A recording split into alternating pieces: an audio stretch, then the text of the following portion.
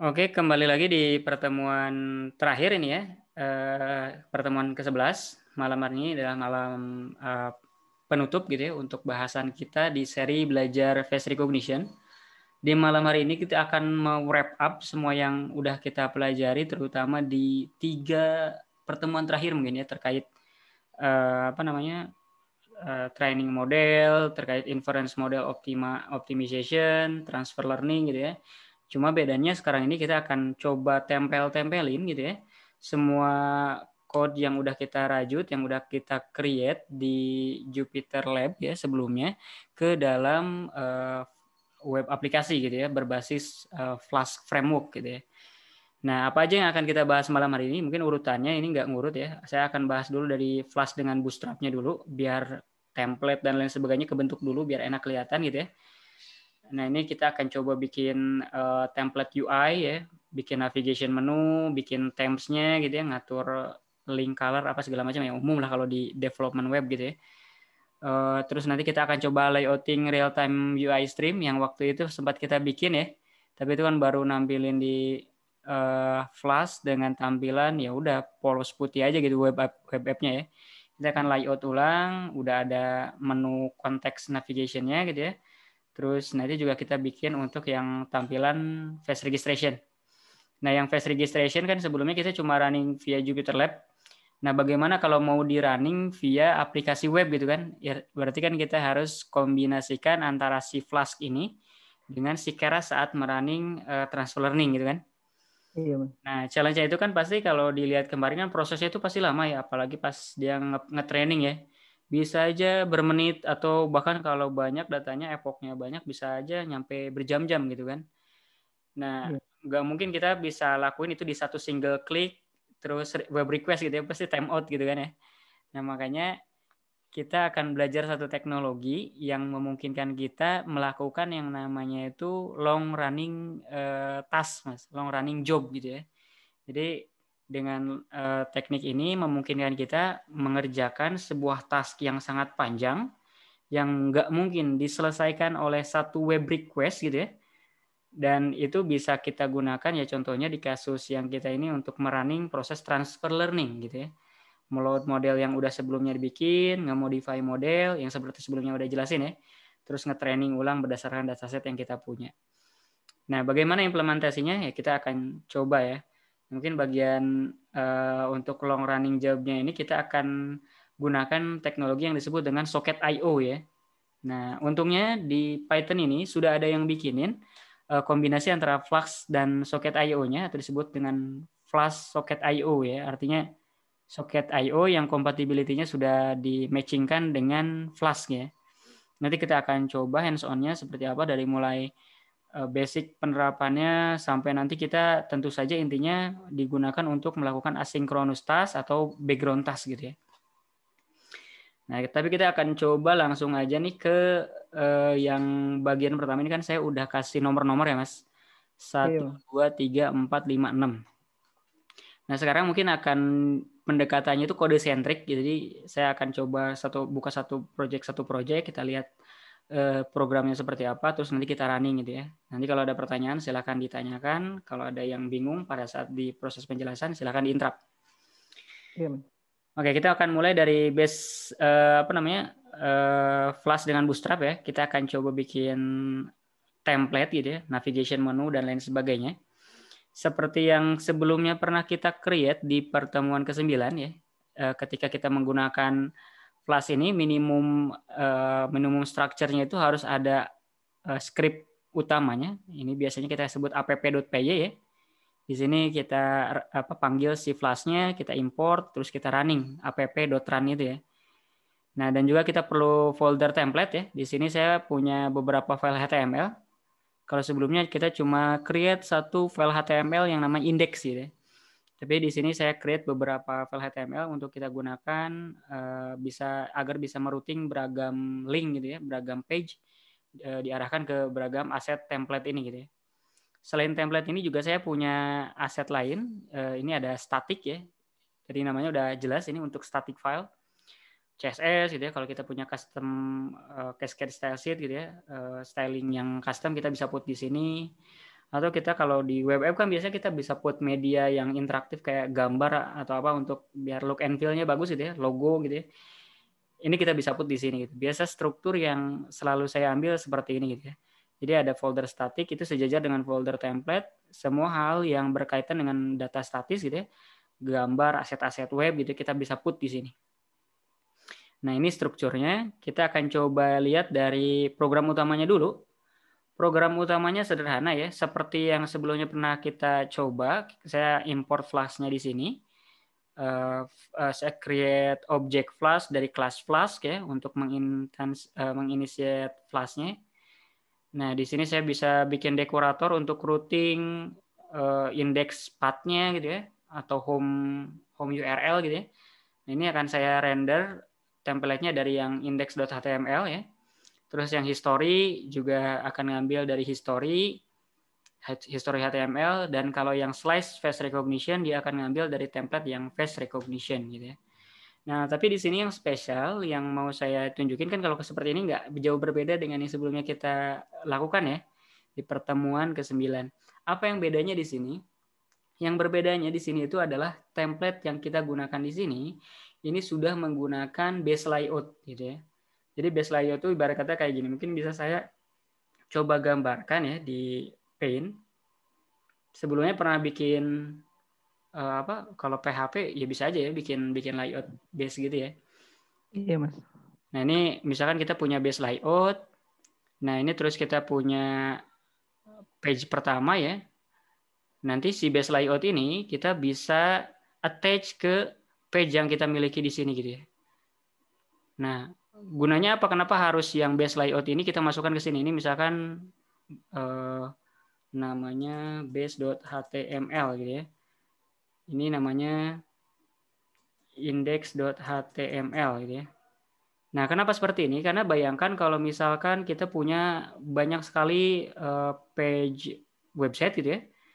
Kalau misalkan kita create satu-satu tanpa menggunakan base layout ya, semua aset yang berulang tuh kita harus create di masing-masing page gitu kan. Nah, sehingga kalau misalkan kita tarik hal yang similarnya antara page, misal page yang ini index.html dengan katakanlah di sini yang ini namanya user.html gitu ya. Nah, kita bisa membuatnya itu menjadi lebih modular ya. Nggak apa istilahnya itu ya. Nggak perlu mengulangi struktur kode yang sama di tiap page gitu ya. Nah, contohnya apa yang sama tuh ya? Misalkan menu gitu ya. Menu terus tata letak ya. Struktur kayak misalkan menunya di atas, terus misalkan ada footernya apa segala macam gitu ya. Ini kita bisa ditaruh di base HTML gitu ya, atau di layout utamanya ini. Nah, ketika ini dikonsum sama si index HTML ataupun si user HTML, semua yang ada di base HTML ini akan diekspor ditarik ke dua page yang mengkonsumnya. Jadi kita nggak perlu misalkan di sini kita create navigation bar, di sini create juga navigation bar. Cukup satu di sini, ini bisa dikonsum oleh keduanya. Kalau ada perubahan di navigation-nya, kita tinggal ubah di sini saja, di keduanya langsung berubah. Tapi bayangkan kalau misalkan ini navigation-nya kita create di sini juga, di sini di page HTML lain kita create juga gitu ya. Di sini berubah, di yang lain harus kita maintain juga gitu kan. Itu semakin repot, apalagi kalau page-nya itu sangat banyak gitu. Cukup clear ya? Clear, Mas.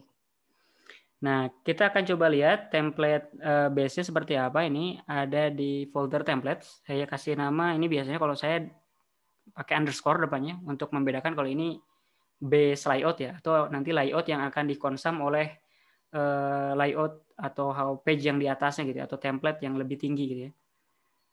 Nah, ini kurang lebih seperti ini. Jadi ini intinya struktur HTML biasa, ada HTML tag, head-nya, body-nya gitu ya. Di head-nya ini kita bisa load aset-aset CSS yang kita perlukan. Di sini kebetulan karena kita akan terapkan Bootstrap, tentu saja kita akan gunakan ini ya, Bootstrap ya, kita export, kita attach si link ke CSS-nya dari CDN.js.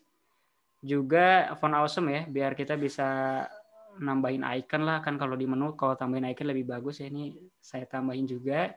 Termasuk saya juga masukin link ke CSS custom yang sama create tadi, yang saya create di folder CSS ini ya.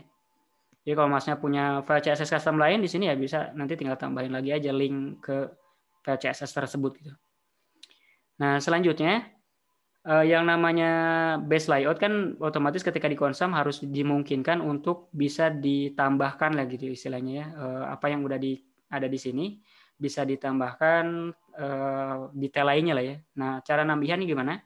Biar nanti si bagian consumer layout gitu ya, entah itu halaman indeks, halaman history atau halaman apapun yang mau konstan bisa naruh katakanlah properti apapun di bagian headnya, ini kita bisa tambahkan seperti ini. Ini contohnya kita pengen bikin block style gitu ya untuk biar bisa di level consumer, contohnya halaman indeks, biar bisa custom nambahin style sendiri gitu ya tanpa harus kita put di sini. Nah, terus selanjutnya nih ada bagian body-nya. Di sini ada bagian navigation. Ini saya put di bagian layout ya. Karena ini kan pasti berulang ya. Jadi cukup beralasan kita taruh di layout atau di base stemnya.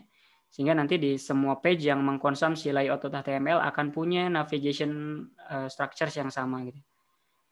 Terus juga di bawah sini ada flash message ya. Kalau ini nanti gunanya kalau ada feedback message dari server, biasanya kalau di aplikasi web itu kalau pas kita udah klik tombol save misalnya submit ya, nanti ada feedback dari server tulisan record created successfully gitu ya. Bentuknya pop up berwarna merah, hijau gitu ya kalau sukses. Nah, itu kita bisa bikin. Ini kalau pakai Flask dia ada di Jinja-nya itu ada kayak function yang bisa kita call namanya get flash message ya. Ini kalau kita dari servernya itu push flash ya, dia bakal ngasih informasi message-nya gitu ya. Nanti message-nya bisa kita desain mau ngirimin message apapun. Nah, ini saya tampilin dalam bentuk alert ya, alertnya si Bootstrap. Nanti kita bisa lihat bentuknya seperti apa. Nah, di bawah sini saya tambahin blok lain. Kalau tadi di atas blok style ya, kalau kita pengen nambahin styling ya di level consumer. Kalau kita pengen nambahin konten ya di level consumer, ini saya udah sediakan blok tambahannya namanya konten ya. Jadi nanti kita tinggal tambahkan aja, tinggal panggil di consumernya blok konten, isikan di tengahnya mau apapun gitu kontennya. Di bagian bawah ini ada ya seperti biasa kalau JavaScript kan kita taruhnya di paling bawah ya, biar nanti pas ngerender page-nya itu nggak kehambat proses ngeload script JavaScript-nya. Nah, terus di bagian bawah sini ada customisasi JavaScript kecil ya untuk bikin interaktif menunya. Kalau diklik jadi warna putih gitu ya. Dan di bagian bawahnya juga saya kasih blok untuk custom JavaScript. Jadi di level consumer bisa nambahin customize script gitu ya. Nah, ini kurang lebih layoutnya seperti ini, Mas. Gitu. Ada yang mau ditanyakan atau kurang jelas? Paham sih, Mas. Jelas. Oke, siap. Kita lanjut ya. Nah, ini dari layout ini tuh saya akan coba konsum dari contohnya di index.html gitu ya. Cara konsumnya kalau di Jinja itu tinggal extend aja. Nah, nama template-nya karena ini ada di namanya underscore layout HTML. Saya tambahkan seperti ini. Artinya si page index.html ini akan mengambil semua aset-aset yang ada di layout.html gitu ya. Dan tadi seperti dilihat di layout.html itu kan ada beberapa blok yang bisa di custom isinya nanti sama si level consumer ya, sama si index.html contohnya. Block style, ada blok konten, dan di bawah ini blok script ya. Kalau di blok di sini saya di index.html ini saya cuma akan manfaatin blok kontennya saja. Saya ini coba demokan untuk nambahin card jumbotron ya, tulisannya homepage gitu ya. Begitu pula juga yang history dan yang fast registration ya.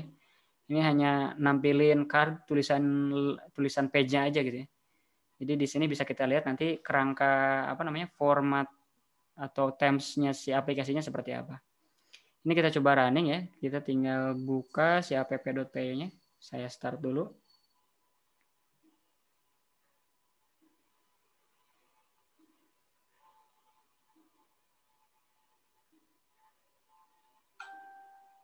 Selanjutnya sambil nunggu running, saya akan coba buka browser. Ini seperti biasa ada di localhost 5000 ya kalau di Flask. Nah, tampilannya kurang lebih seperti ini ya. Ini tadi navigation bar-nya. Kalau tadi dilihat kan memang di create ada 3 navigation link gitu ya. Kalau di layout Iya, Mas. ada untuk yang home, history, dan face registration ya. Ini ada icon-iconnya masing-masing ngambil dari favorit icon, dan kalau logo yang tadi depannya saya attach di navigation bar brand ya. Ini cukup mudah banget kalau pakai Bootstrap, dengan hasilnya lumayan gitu ya. Nggak terlalu banyak effort gitu ya, nambahin yang custom-custom, tapi resultnya udah lumayan bagus. Ini kalau kita navigate ke page lain juga bisa kelihatan ini page yang dirender dari slash history ya, atau history.html. Yang face registration juga sama. Ini kurang lebih seperti ini. Nanti kita akan coba isi si template-template kosong ini dengan bagian-bagian yang udah kita create sebelumnya, Mas. Kalau yang home ceritanya nanti kita akan isi sama yang real time video itu tuh, yang ngedeteksi wajah. Kalau history mungkin kita nggak akan pakai ya, cuma untuk ngedemoin aja. Nanti kalau udah integrasi dengan database mungkin baru bisa tampilin semacam kayak tabel record gitu ya. Si A masuk jam berapa, keluar jam berapa gitu. Karena di sini kita nggak nyentuh sampai level database, jadi ini akan saya leave kosong aja. Paling nanti yang akan kita oprek juga terakhirnya itu bagian face registration. Kita akan coba upload, bisa tag foto di bagian ini, tag beberapa foto, terus kita bisa running transfer learning gitu ya kalau fotonya udah berhasil diupload. Iya, Nah, Mas. kurang lebih seperti itu. Tapi nanti misalkan yang di video real time ada wajah kedetek itu, dia bakalan ngambil jamnya itu, gitu Bisa, kan Mas ya? ada Bisa ya? itu nanti di Oh, ada ya. bagian layouting history gitu ya. Jadi Oh, nanti tapi kalau dia nggak, nggak ngesimpan gitu. nyimpen data apa? Iya, Betul. oke oke. Jadi cuma nampilin, oh si Siap. ini labelnya ini keluar atau masuk ya. Jadi nanti saya tunjukin, jadi kalau di bagian ini state keluar masuknya pun nggak disimpan di database, jadi saya cuma simpan di memori. Kalau sebelumnya keluar berarti kalau ada lagi kedetek berarti masuk gitu gilirannya kan. Kalau Iya udah betul. integrasi dengan database kan bagusnya ngecek dulu ke database state-nya apa nih dia sebelumnya gitu kan. Iya. Kurang lebih seperti itu. Oke.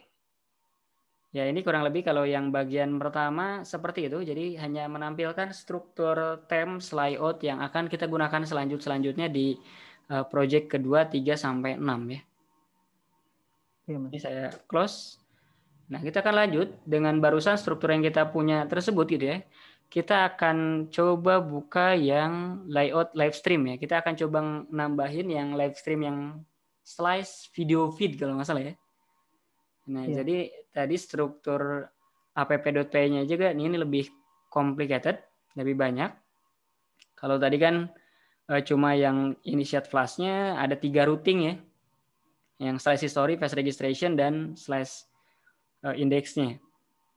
Nah, di sini udah di custom beberapa hal. Tentu saja karena ini untuk yang real time pakai MJPEG streamer itu ya. Nah, kita akan coba import lagi core si face recognition.py-nya gitu. Ini kalau dilihat sekarang saya punya folder baru. Jadi rencananya semua aset-aset yang berkaitan dengan Keras, TensorFlow atau intelijen di webnya, saya akan masukkan ke folder core service agar nggak nyampur-nyampur ya. Jadi kalau kita tahu permasalahannya di masalah apa, berarti sumbernya dari folder ini. Nah, di sini akan saya masukkan semua aset-aset yang waktu di pertemuan 9 kita running ya.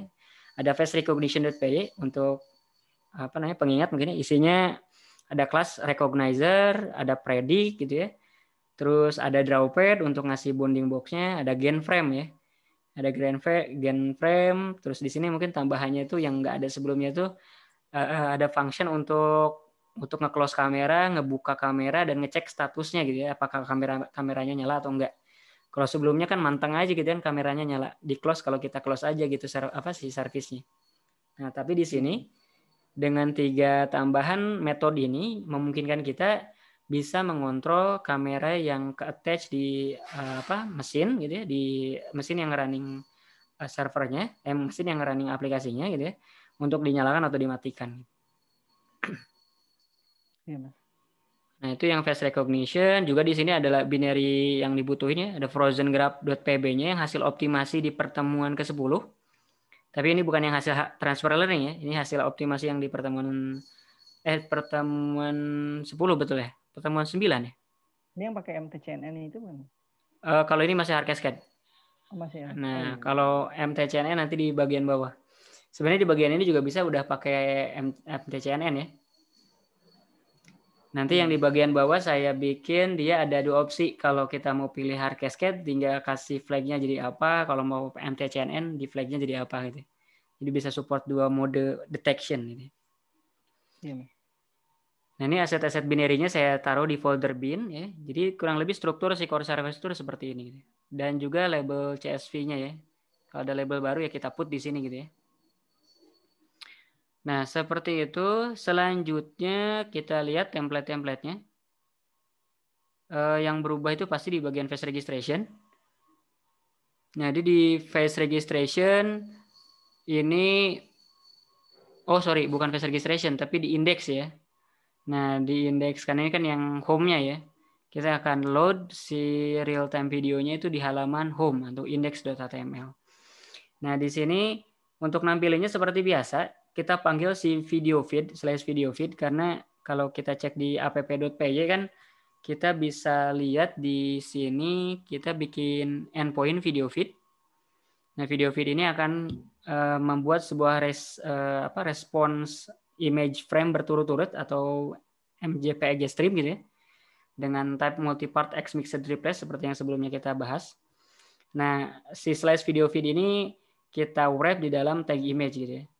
Ini ada 2 mode. Jadi kalau kameranya belum mulai, kameranya masih false, ini hanya akan menampilkan kayak semacam gambar menunjukkan ini video nggak available gitu ya. Ini saya put gambarnya di sini, no video. Jadi nanti kurang lebih akan nampilin gambar ini nih. Kalau kameranya belum di start, ketika udah di start baru tuh ngambil tampilan video dari /video feed. Nah, selain itu untuk tadi kan karena di bagian app.py-nya kita bikin bikin button ya, bikin handler untuk button. Dan di sini juga di index.html-nya kita create link ya. Nah, link untuk ngehandle kalau mau nge-turn on kamera mencet yang mana, mau ke turn off mencet yang mana gitu ya. Nanti di sisi servernya tinggal dicek aja nih. Jadi kalau argumen kameranya off ya berarti kita panggil recognizer off. Nah, recognizer close gitu ya. Kalau manggil recognizer close otomatis yang di core service ini dia akan matiin si kameranya ya. Karena di sini si close ini dia untuk ngerilis kamera dan kameranya di set jadi none lagi. Gitu. Kalau on ya berarti kebalikannya ya. Kalau on berarti dia bakal manggil recognizer open ya. Recognizer open ini di dalamnya ya nge-initiate video capture gitu ya. Ngeset size-nya nih 480 320 gitu. Oke, Mas, paham, Mas. Nah, jadi kalau ini nampilinnya jadi cuma satu button nih. Kalau lagi mode ngeplay berarti buttonnya itu untuk turn off. Kalau lagi mati gitu kameranya berarti tombolnya tulisannya turn on gitu kan. Iya. Kita coba cek gitu ya seperti apa tampilannya kira-kiranya.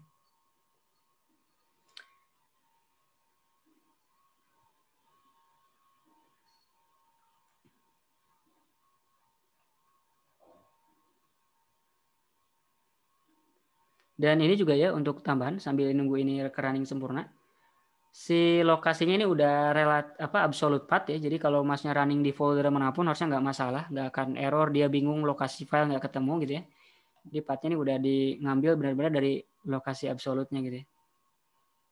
Kadang kan kalau lokasi runningnya berbeda juga bisa nggak ketemu nih file-file aset-aset seperti .pb, CSV dan lain sebagainya.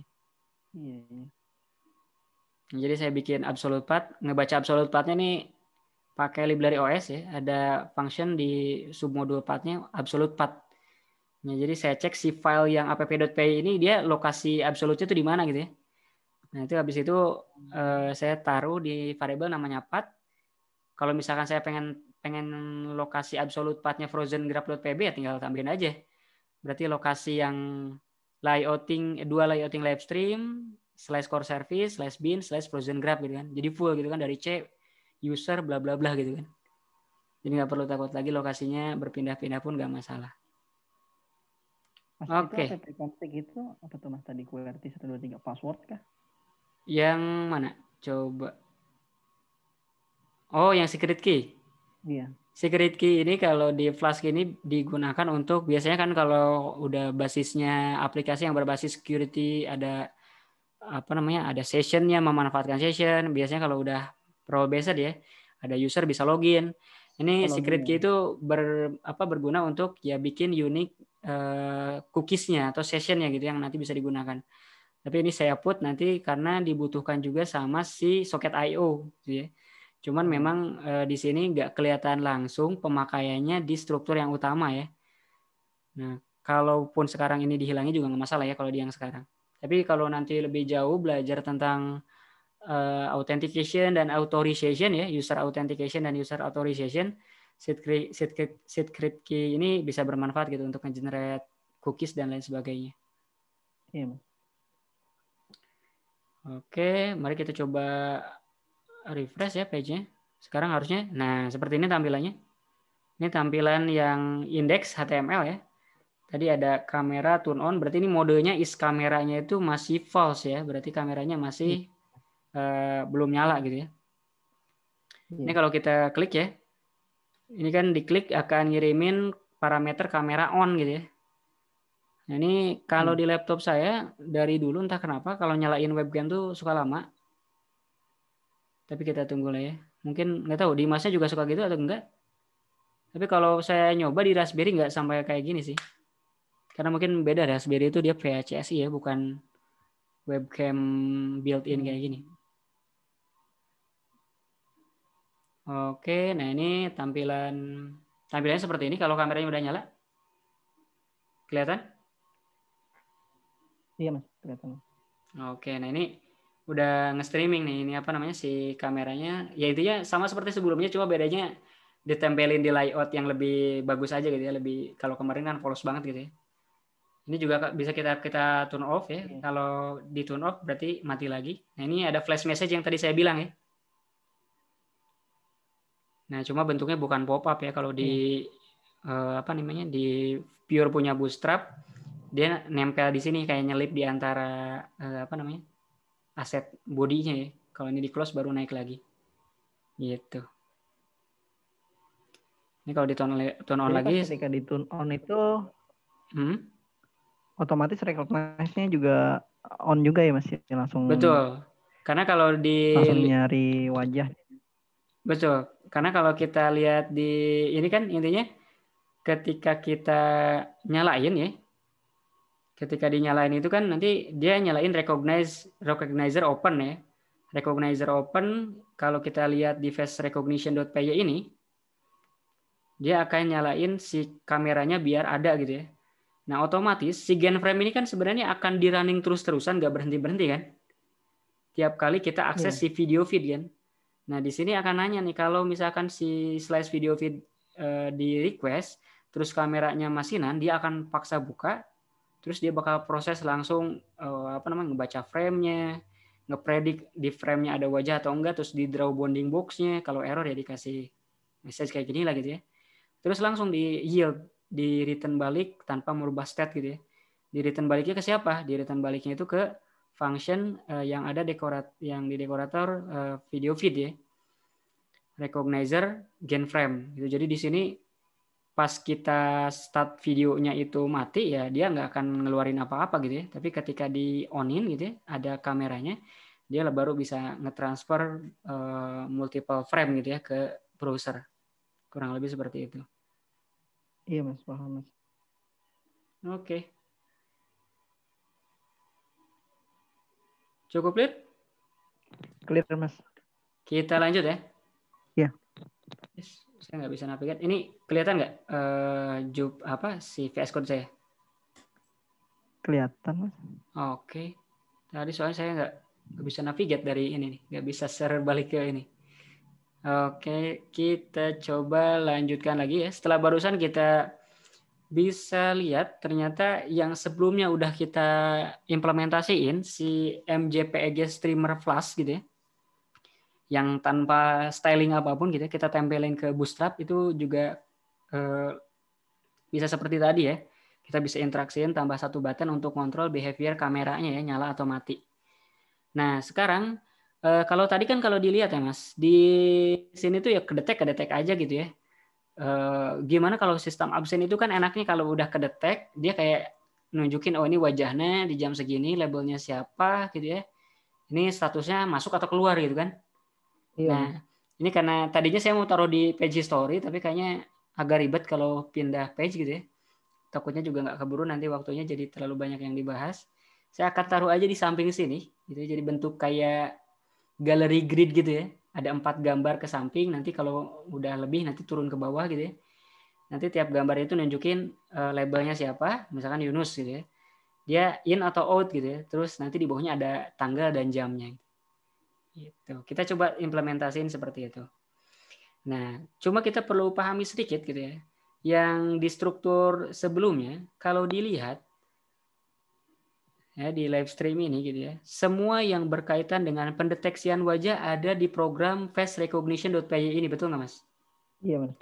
Nah, sehingga nggak ada satu scope pun di bagian app.py untuk dia bisa ngakses satu frame gitu ya. Satu frame ini si gambar si ini di jam segini kedetek namanya si ini gitu ya. Ini masuk ataupun keluar, betul nggak?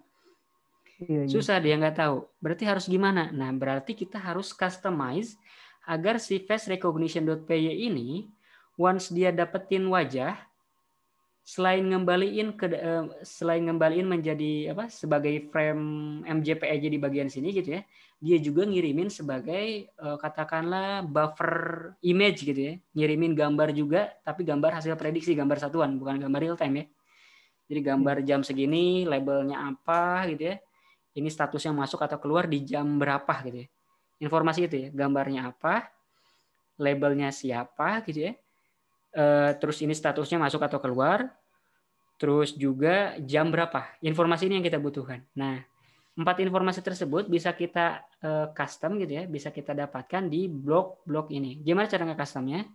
Ini kita akan masuk ke bahasan yang ketiga. Jadi server send event. Nah, server send event ini sebelum masuk ke yang bahasan yang berkaitan barusan tentang bagaimana caranya ngirimin gambar dari server tanpa harus dari kliennya itu nge-request kan. Kan gak lucu kalau misalkan di depan layoutnya ini kita ada tombol untuk ngecek ini wajahnya, cek wajah gitu. Oh, ini ada absen. Gak real time gitu kan. Iya, iya. Nah, kita akan gunakan socket I/O. Jadi kita tetap pantengin aja nanti si server yang akan nge-push ke depan. Tapi nge-pushnya bukan pakai MJPG stream. Jadi nge-pushnya itu once cuma pas kedeteksi wajah aja gitu. Iya, iya. Nge-push, oh kedeteksi wajah, push ke browser. Ngedeteksi wajah, push ke browser. Ngedeteksi wajah, push ke browser. Gitu. Browsernya dibuka sama 10 orang, di 10 orang tersebut kelihatan juga sama gitu. Karena si socket I/O ini jadi dia sistemnya kayak apa ya? Kayak teknologi chatting lah gitu ya, kayak broker chatting. Kita kirim ke dia, dia bakal nge-broadcast ke semua lokasi tujuannya gitu ya. Nanti itu ada jadi semacam namanya tuh event atau alamat ya, alamat message-nya untuk dikirimkan. Gitu. Kita akan coba lihat bagaimana implementasi dasarnya si socket I/O ini. Nah, kita akan implementasikan untuk kasus sederhana dulu. Ini ada server send event. Jadi diceritanya di server send event ini, mungkin saya akan coba gambarkan di Paint ya. Si yang server send event ini ngapain sih? Nah, intinya nanti si socket I/O itu akan bekerja kurang lebih seperti ini. Ini ada server. Ya. Terus di sini ada klien, Mas. Ada browser lah ya. Ini browser, ini server ya.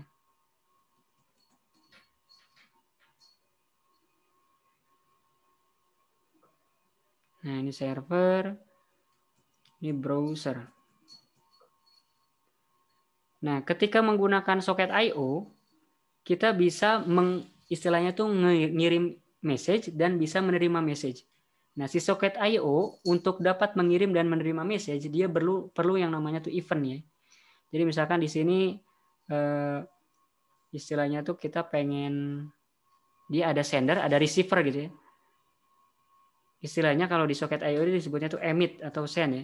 Emit message misalkan hello.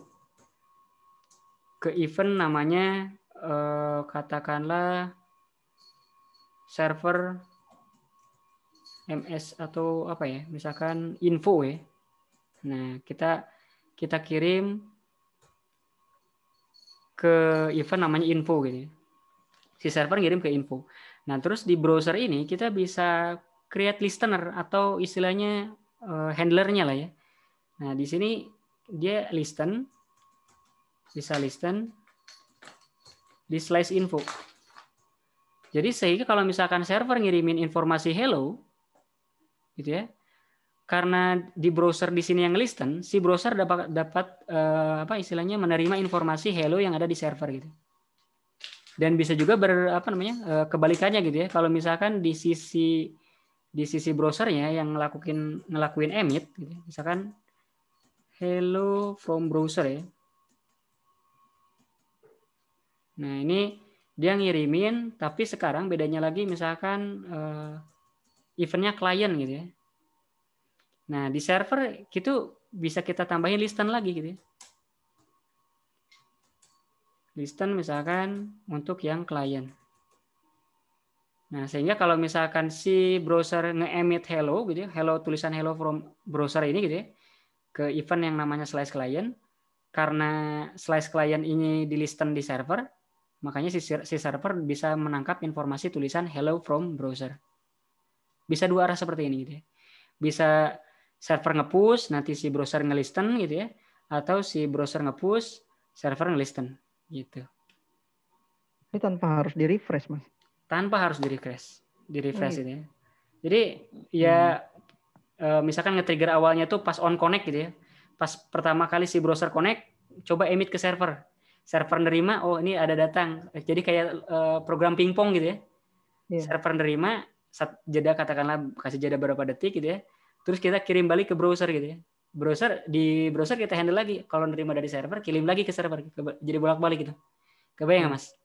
Dan itu tanpa kita lakukan web request. Kita diemin aja. Nah, konsep kerjanya si Socket.io seperti itu. Jadi sistemnya dia asinkronus. Kita nggak perlu intervensi dia untuk melakukan request apapun. Dia ya kalau ada emit dari suatu lokasi, kalau di handlernya itu dia emit lagi balik ya pasti kan bolak-balik pingpong gitu ya. Dan karena behaviornya yang asinkronus ini gitu kan, ketika dia ada message misalkan dari browser ya. Nah, kalau ke server, di server itu nih si klien ini bisa kita running apapun, tugas apapun gitu ya. Mau lama, panjang juga nggak masalah gitu ya. Nanti udah selesai baru lakuin emit lagi misalkan ke browser ngasih tahu. Udah beres nih, dia ngasih taunya ke listen info misalkan ya. Bisa jadi seperti itu. Tapi kalau web request kan nggak bisa kayak begitu kan. Kita klik, ngeproses dulu di server, baru balik gitu kan. Kalau pakai Socket.io, kita klik misalkan kita emit, di server ngeproses, ini kita mau jalan-jalan ke halaman lain ya bodo amat gitu ya. Nanti pas once sudah beres, ngirimin ke browser, langsung kita dapat message-nya gitu. Nah, jadi asinkronus gitu ya. Kita nggak perlu nunggu hasilnya dulu untuk ngelanjutin step selanjutnya gitu ya. Karena ya udah ini udah asinkronus gitu ya. Si server berjalan sendiri, once sudah dapat kirimin balik ke browser. Si browser ya kalau waktu itu udah nih listen, ada informasi dari server yang beberapa saat lalu udah saya request. Ya misalkan terserah di browser mau di handle-nya ngapain ya. Tampilin jadi pop up kah atau nge-trigger action lain kan bisa aja gitu ya. Iya bisa. Idenya seperti itu. Jadi bayangkan nanti itu seperti ini, Mas. Nanti itu ada sebuah button ya, tulisannya misalkan buttonnya itu transfer learning. Klik button tersebut, nge-emit ya, untuk nge-running task di sini untuk nge-transfer learning.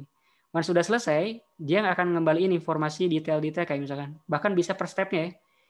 Ngebaca data udah selesai, jadi kayak log informasi gitu. Bisa bagus ya, misalnya per epoch-nya juga bisa kita print di browser gitu kan.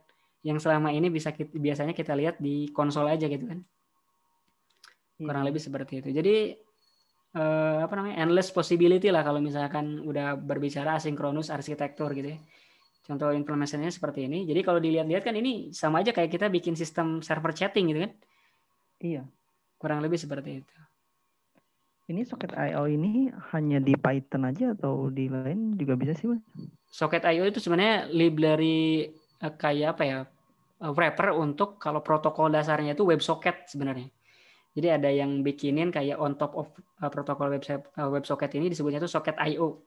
Nah, Socket.io ini implementasinya di banyak pemrograman lain ada gitu ya. Jadi ada yang portingan untuk bahasa pemrograman apapun juga ada. Terserah mau pakai C juga ada, pernah dulu sekali saya pakai gitu ya.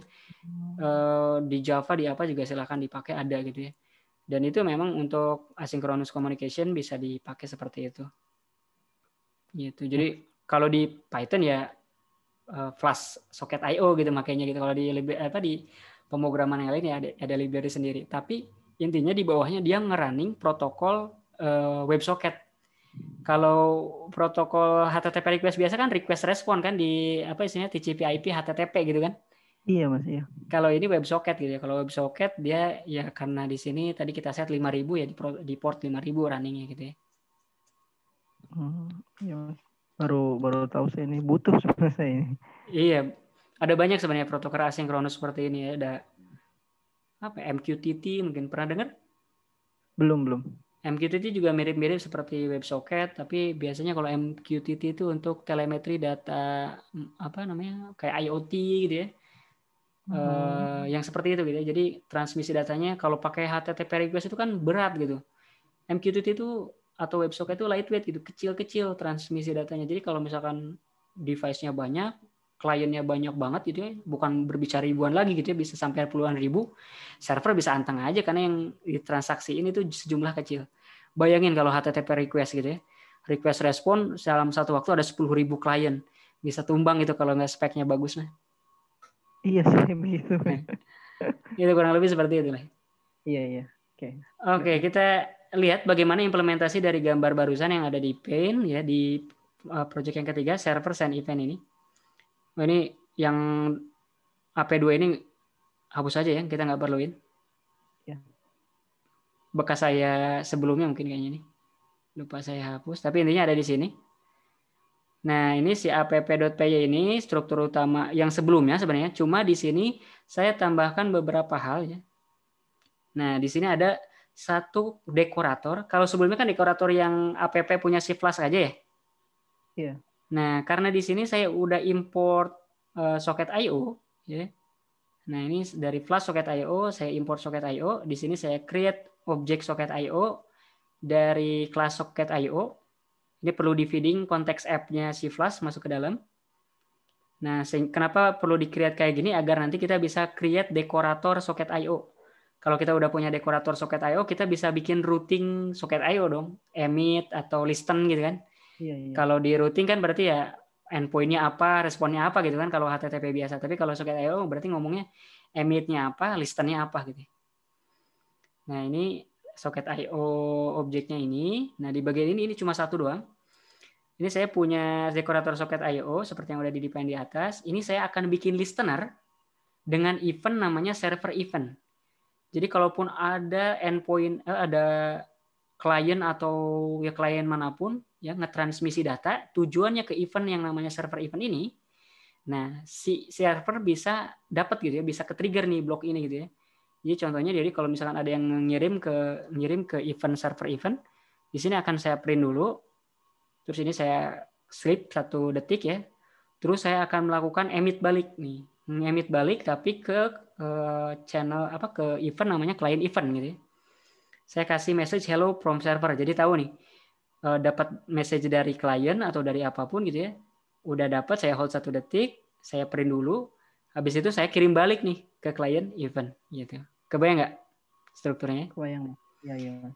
Nah, tentu saja berarti di sisi browsernya kita harus ada yang nge-trigger ngirim ke server event dulu dong biar ini pingpong gitu kan ya. Nah, ini ada tentu saja di bagian layout ini saya tambahin dulu si socket IO-nya ya, Mas. Socket IO JS-nya gitu ya. Dan di bagian index HTML, nah di bagian bawah baru di sini saya tambahin script untuk nge-create objek socketnya ya dari IO. Kalau di JavaScript ngedefinisinya kayak begini nih. IO kurung buka kurung tutup. Otomatis si socket ini udah kayak objek socket IO di Python tadi tuh. Nah, dia juga punya event listener, tapi kalau di JavaScript nggak usah pakai istilah dekorator ya. Si objeknya udah punya udah punya method on gitu ya. Nah, kita listen. Nah, ini ada yang default event yang bawaan si socket IO namanya connect gitu ya. Jadi once misalkan si browser connect ke server, event ini tuh bakal ke call. Nah, ketika ke call, si klien langsung ngirim nih ke server. Jadi berarti kan alurnya si klien running, di load gitu ya. Klien berhasil connect, ya ditandai dengan event connect-nya itu ke call gitu ya. Nah, si klien nge-emit data, tujuannya ke event server event, data yang dikirimin adalah this is from browser on connected gitu ya. Nah, tadi di server itu ngirimin, nerima gitu ya di sini. Terus dia ngirimin balik kan ke klien event dengan tulisan hello from server gitu ya.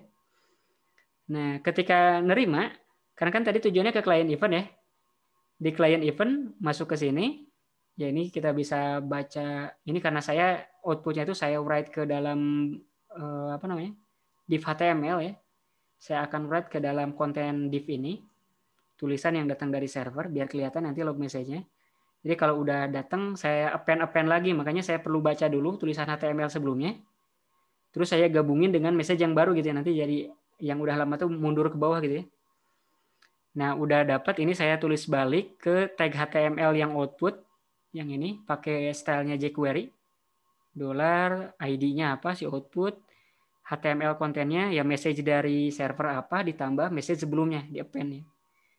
Pakai BR biar ngenyulain ke bawah. Setelah beres baru diakhiri si kliennya itu nge-emit balik ke server. Ngirim balik ke server. This is from browser gitu ya. Ngirim lagi ke server, server milikin lagi ke klien. Terus bolak-balik seperti itu. Kebayang nggak Mas? Kebayang Mas, kebayang. Ini saya coba running ya. Jadi cuma buat pingpong aja. Ini kalau nanti kita coba demonstrasiin sleep-nya di set lebih lama gitu ya. Apakah soketnya masih soket IO-nya masih running atau enggak? Nah, ini harusnya udah running. Tunggu sebentar. Sambil kita buka di bagian depannya begini. Ini coba kita refresh bagian si home-nya ini.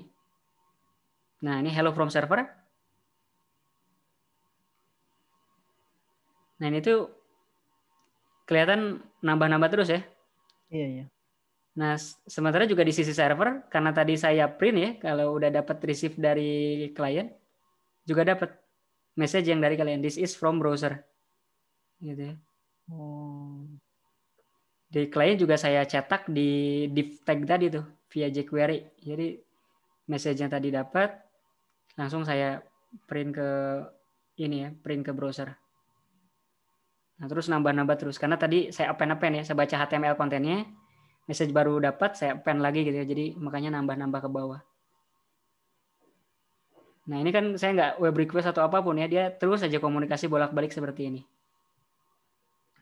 Mas, berarti kalau kita misalkan di codingan masukin minta IP address-nya mereka, minta IP address klien, di server bisa tahu ya, ini klien mana yang aktif gitu. Maksudnya gimana, Mas? Ini kan dia kan ngembaliin string gitu ya dari si klien ya ke server. Betul. Kalau kita minta IP address-nya si klien gitu. Oh iya, minta IP address si klien. Kalau minta IP address si klien bisa aja, tapi kita harus cari tahu tuh, berarti kan di level JavaScript di browser gitu kan, dia harus bisa nggak ngedapetin IP address. Saya belum pernah nyobain pakai JavaScript, apakah bisa nge-grab IP address atau enggak. Harusnya mungkin ada ya, coba kita lihat ya. Java, kalau misalkan ada suatu library JavaScript itu yang bisa nge-get IP address, ya udah message-nya didapat, bisa tinggal di-emit aja ke server gitu kan. Iya betul, maksud saya kayak gitu. Ya, jadi bisa, kita tahu nih klien mana yang lagi yang aktif connect gitu ya kan ya. Iya, yang connect. Harusnya ada sih ya.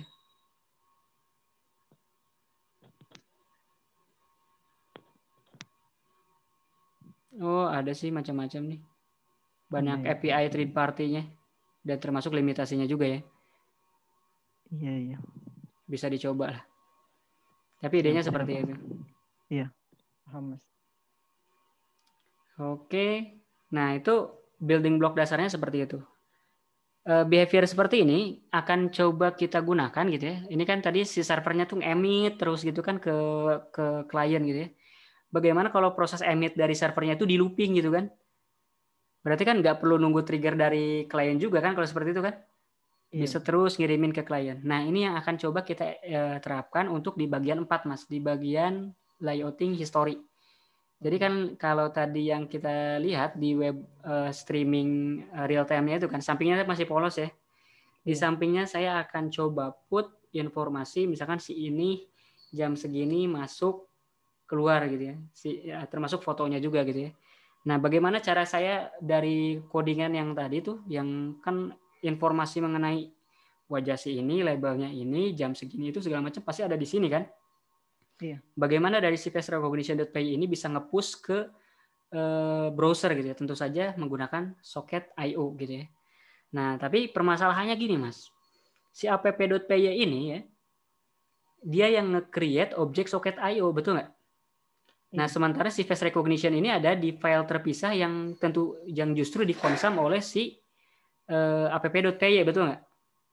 Iya, Mas. Nah, makanya gimana biar socket IO-nya juga bisa diakses dari face recognition.py. Nah, di sini saya custom sedikit si recognizer class yang ada di face recognition.py ini. Nah, ini bisa dilihat sekarang si recognizer class-nya itu punya satu inputan parameter socket IO. Bandingin dengan yang sebelumnya, ya. Dia itu nggak punya inputan socket IO ya. Nah, kenapa saya perluin kayak gini? Agar saya bisa melakukan emit di level face recognition.py ini. Karena kan kalau saya nggak bisa ngakses socket IO kan gimana saya mau ngirimin ke browser gitu kan? Iya, iya. Nah, opsi lainnya adalah satu blok face recognition ini saya tumplak-blak di app.py. Tapi kan malah jadi jelek ya, jadi nggak modular. Terlalu panjang struktur codingannya dan nggak termaintain nantinya ya. Nah, ini makanya saya lebih suka di split kalau ada objek yang perlu diakses dari yang parent-nya gitu, dari yang dari producer gitu ya. Contohnya face recognition itu kan face recognition.py ini kan producer ya. Ya udah saya pass through aja, masukin aja objek socket IO-nya ke dalam si face recognition.py. Nah, di face recognition.py ini si socket IO ini saya masukin ke dalam ini aja apa namanya? Parameter ya di dalam kelas. Dan saya di sini define beberapa tambahan parameter ya. Kalau ini kan parameter-parameter yang sebelumnya pernah kita create di face recognizer ya. Ini saya tambahin beberapa parameter seperti current frame ya untuk mengkeep binary frame saat itu gitu ya. Terus juga ada label start untuk misalkan wajah si ini terakhir tuh masuk atau keluar, in atau out gitu ya. Label count itu si wajah A udah kedeteksi berapa kali gitu ya. Label time terakhir dideteksi kapan gitu. Nah, ini kenapa ada 3 parameter ini? Bayangkan seperti ini. Ketika si predik fungsi ini gitu Mas, kita ngedeteksi, kita kan udah pasti dapat labelnya dan gambarnya kan? Iya. Kalau kita langsung dump ke hasil, misalkan nih satu frame dapat, langsung tampilin di history ini sini masuk. Kan di dalam waktu kita nampil di kamera itu bisa aja nggak langsung kita pindah keluar dari kamera kan? Ada beberapa kali ke capture di beberapa frame, betul nggak? Betul, betul. Nanti kalau kita nggak pakai filtering atau semacamnya itu bakal jadi kelop masuk keluar masuk keluar masuk keluar, betul nggak? Iya, iya. Nah, makanya kita perlu limit. Ngecek limitnya seperti apa. Jadi pertama biasanya yang selalu saya ambil, user harus ngadep kamera sampai dapat beberapa frame untuk ngemastiin kalau ini wajahnya itu benar-benar si ini, konsisten selama beberapa frame wajahnya diprediksi sebagai si A misalnya. Baru dengan seperti itu si sistem bisa yakin kalau ini benar-benar si A, bukan hasil satu kali prediksi satu frame doang gitu kan. Nah, udah dapat, dia cek terakhir kali kedeteksi kapan. Ini untuk meminimalisir kalau misalkan udah kedeteksi, dia masih di depan kamera, masih langsung kedeteksi lagi kan jelek juga gitu kan. Udah udah masuk terus keluar lagi gitu gara-gara nggak keburu pindah. Makanya ini ada label time-nya ya. Jadi si A itu terakhir masuk kapan, terakhir keluar kapan gitu ya. Ini saya pakai jadi dictionary ya. Jadi tiap key-nya itu adalah nama kelas yang ada di label.csv ini. Yang kalau dilihat kan nama-namanya ini semua ya. Nah, kurang lebih intinya seperti itu. Di bagian mana itu saya implementasiin? Nah, di bagian nge-generate label text nih. Kalau sebelumnya kan nggak ada bagian ini ya. Cuma label text, else-nya NA gitu kan. Langsung drawpad. Nah, tapi karena ini untuk mengkustomisasi agar si face recognition.py ini bisa mengirimkan gambar frame yang saat itu kedeteksi, labelnya apa, in atau out gitu ya. Label itu namanya ya, sorry. Si A atau si B, statusnya apa, in atau out, jam berapa. Gitu ya. Nah, ini di bagian ini cara ngeceknya. Nah, di sini saya cara memvalidasi apakah si wajah A ini benar-benar si A adalah mengcounting kalau si A ini udah kedeteksi 5 kali secara berturut-turut, ya. Ini makanya di sini saya cek if label countingnya untuk current label untuk nama si A misalkan ya, di atas 5. Nah, baru saya emit ke event namanya prediction gitu ya. Jadi di server atau di klien yang ngelisten prediction dia dapat informasi ini. Gitu ya. Dapat frame-nya, curve frame ini apa? Curve frame ini tentu saja di bagian bawah saya bikin functionnya. Dia ngambil dari current frame. Current frame ini isinya itu di bagian atas ini ya. Nah, current frame ini mana-mana yang di sini ya. Current frame ini adalah frame dari kamera read ya. Nah, dari cup read lah kalau dulu sering kita gunakan ya. Saya copy gitu ya. Saya simpan di sini. Biar kenapa saya copy? Biar nggak ketimpa kalau udah lewat .predict kan ada kotak bounding box-nya kan. Jadi bisa biar bersih nggak ada bounding box-nya.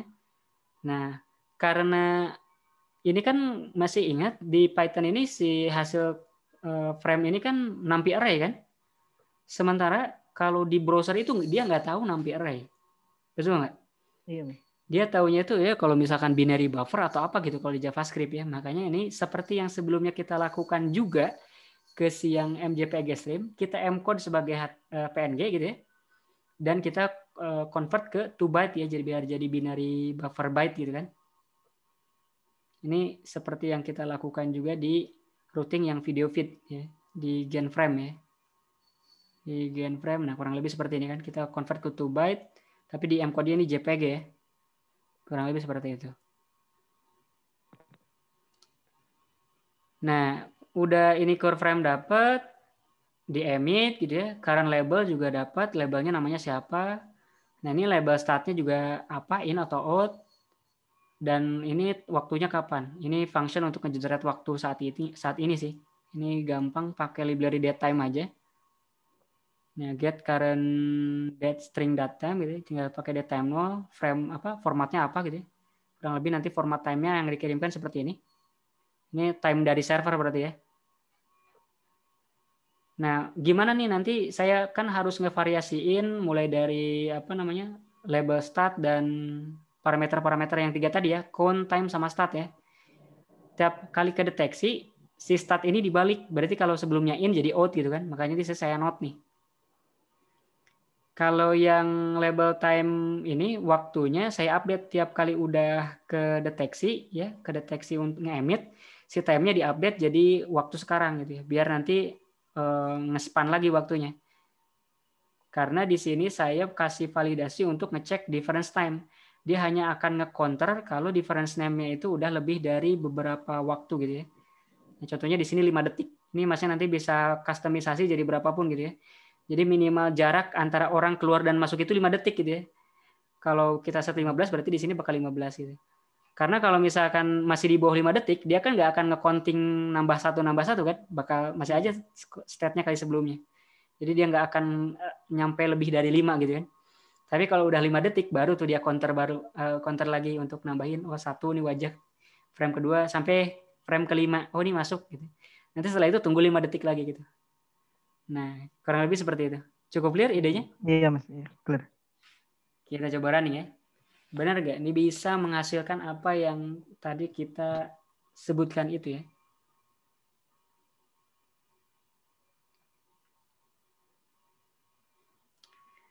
Mungkin kalau dilihat ini strukturnya, tapi nanti bisa dilihat-lihat lagi lah ya. Memang sedikit panjang, ada beberapa hal detail yang nggak saya bahas, tapi nanti silakan masnya explore. Kalau mungkin bingung, silakan ditanyakan kembali. Siap, Mas. Karena kalau mau dibahas full itu, oh ini salah, runningnya harusnya di app. Bisa ujung ke ujung gitu. Kalau udah masuknya web itu kan lebih kompleks ya. Iya, Mas.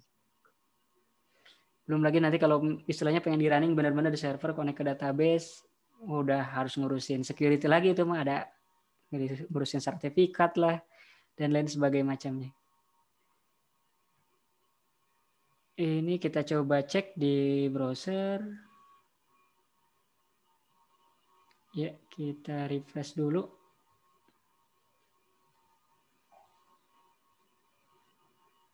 belum running ternyata. Nah, oke. Nah, di sini di samping kanannya udah saya tambahin satu box ngeluarin output gambar-gambar ini. Saya sengaja warnanya putih biar bisa kebedain ya. Ini kita coba turn on kamera. Nanti dia akan coba real time video seperti tadi yang kita jelaskan, tiap 5 frame harusnya langsung kedeteksi. Agak lama ini keluar kameranya. Oke, kamera udah nyala.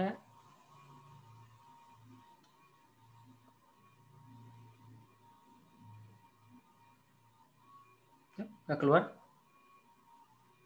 Coba kita cek di sini.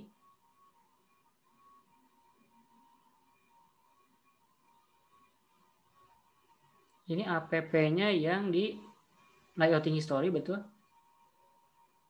Takutnya salah masukin. Oh, udah masuk. Coba saya keluar dulu. Ini terakhir masuk 2046 ya.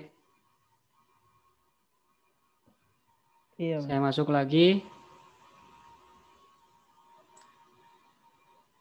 Harus kedeteksi wajahnya dulu. Tunggu 5 detik.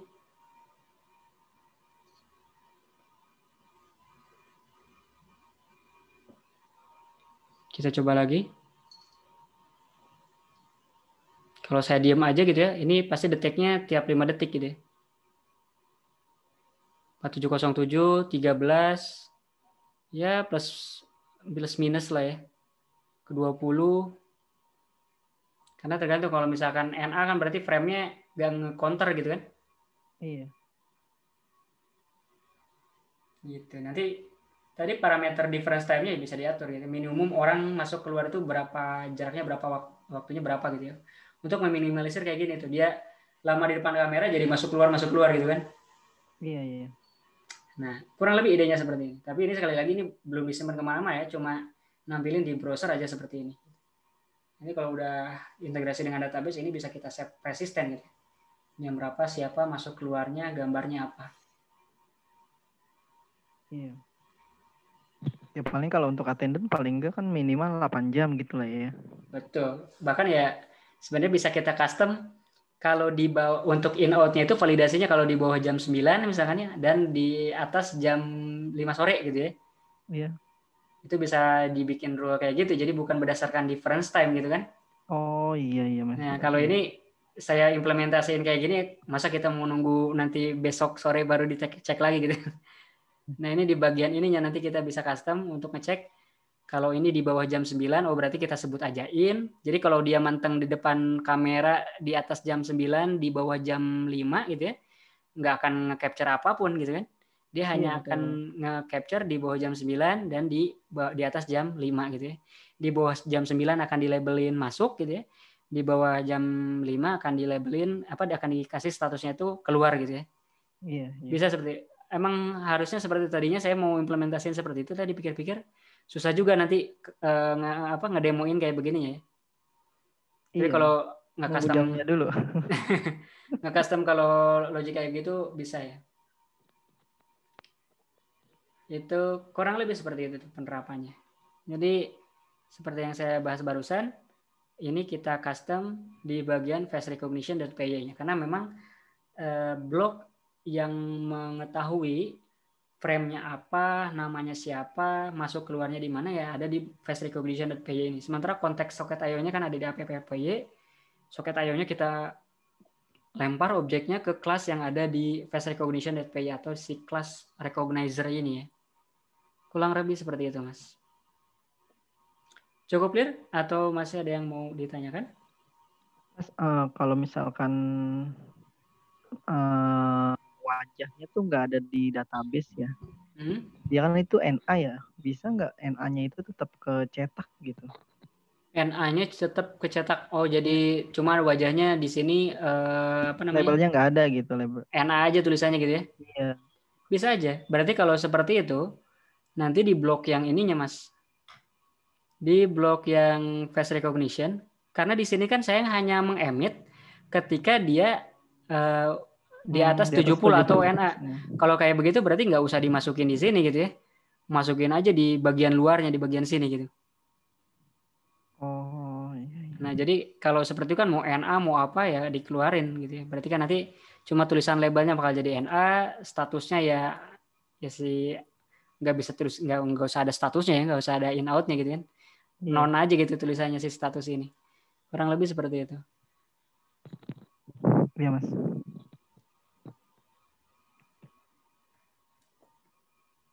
Oke, kita lanjut. Lanjut Mas. Nah, setelah barusan kita nge-layout history, ya kalau dilihat-lihat dengan seperti ini udah lumayan lah ya. Dengan Bootstrap dan kalau tadi dilihat juga kalau di struktur HTML-nya itu kan nggak terlalu banyak changes gitu. Paling tadi yang kelihatan banyak changes-nya itu jadi face recognition.py-nya aja ya. Iya.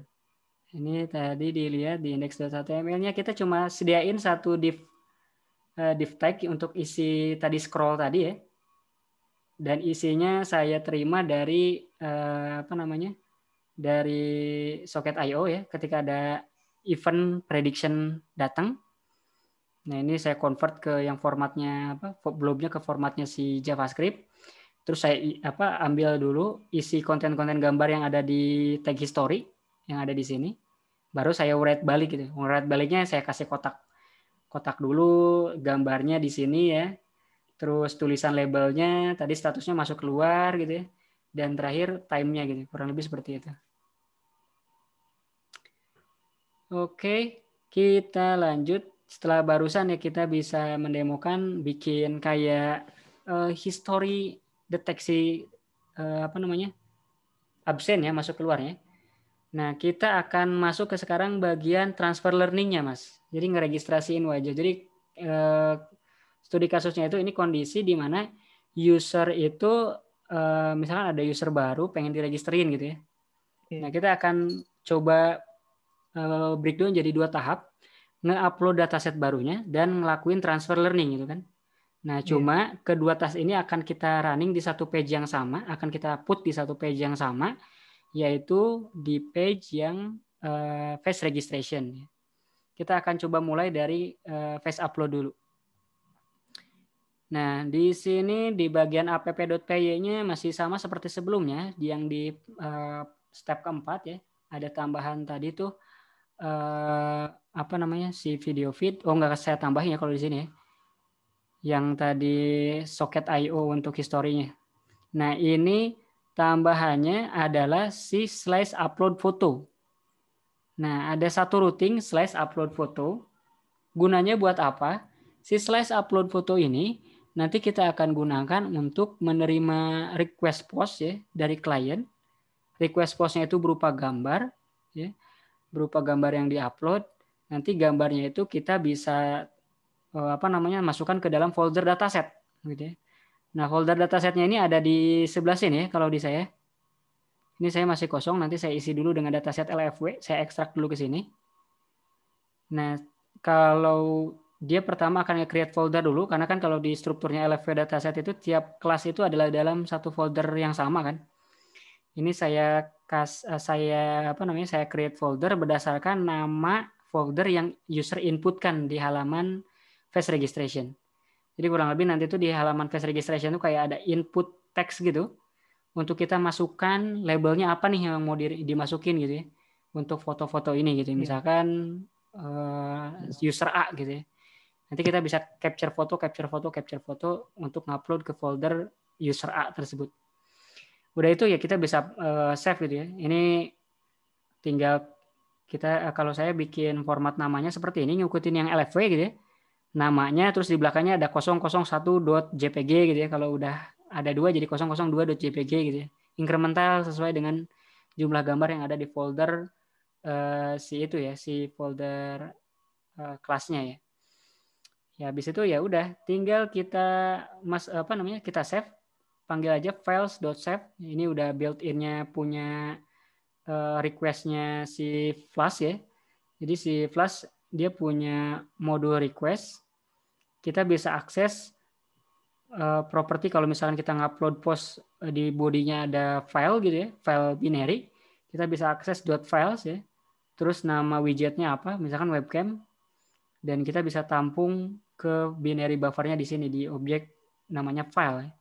Nah, dia punya metode save untuk nge-save si binary buffer ini ke dalam sebuah path ya. Path-nya ini saya kasih nama path new class, berarti misalkan kalau usernya itu user A, berarti di sini tulisannya user A, file name ini adalah ya misalkan user A 001.jpg gitu ya.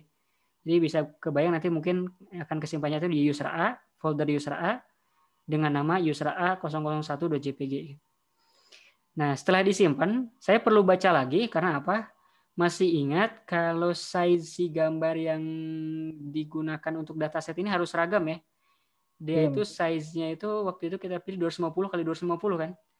Iya. Makanya di sini saya gunain OpenGV untuk ngebaca kembali nih gambar yang barusan di-save ya. Makanya di sini lokasi namanya sama dengan yang di-save di atas gitu ya.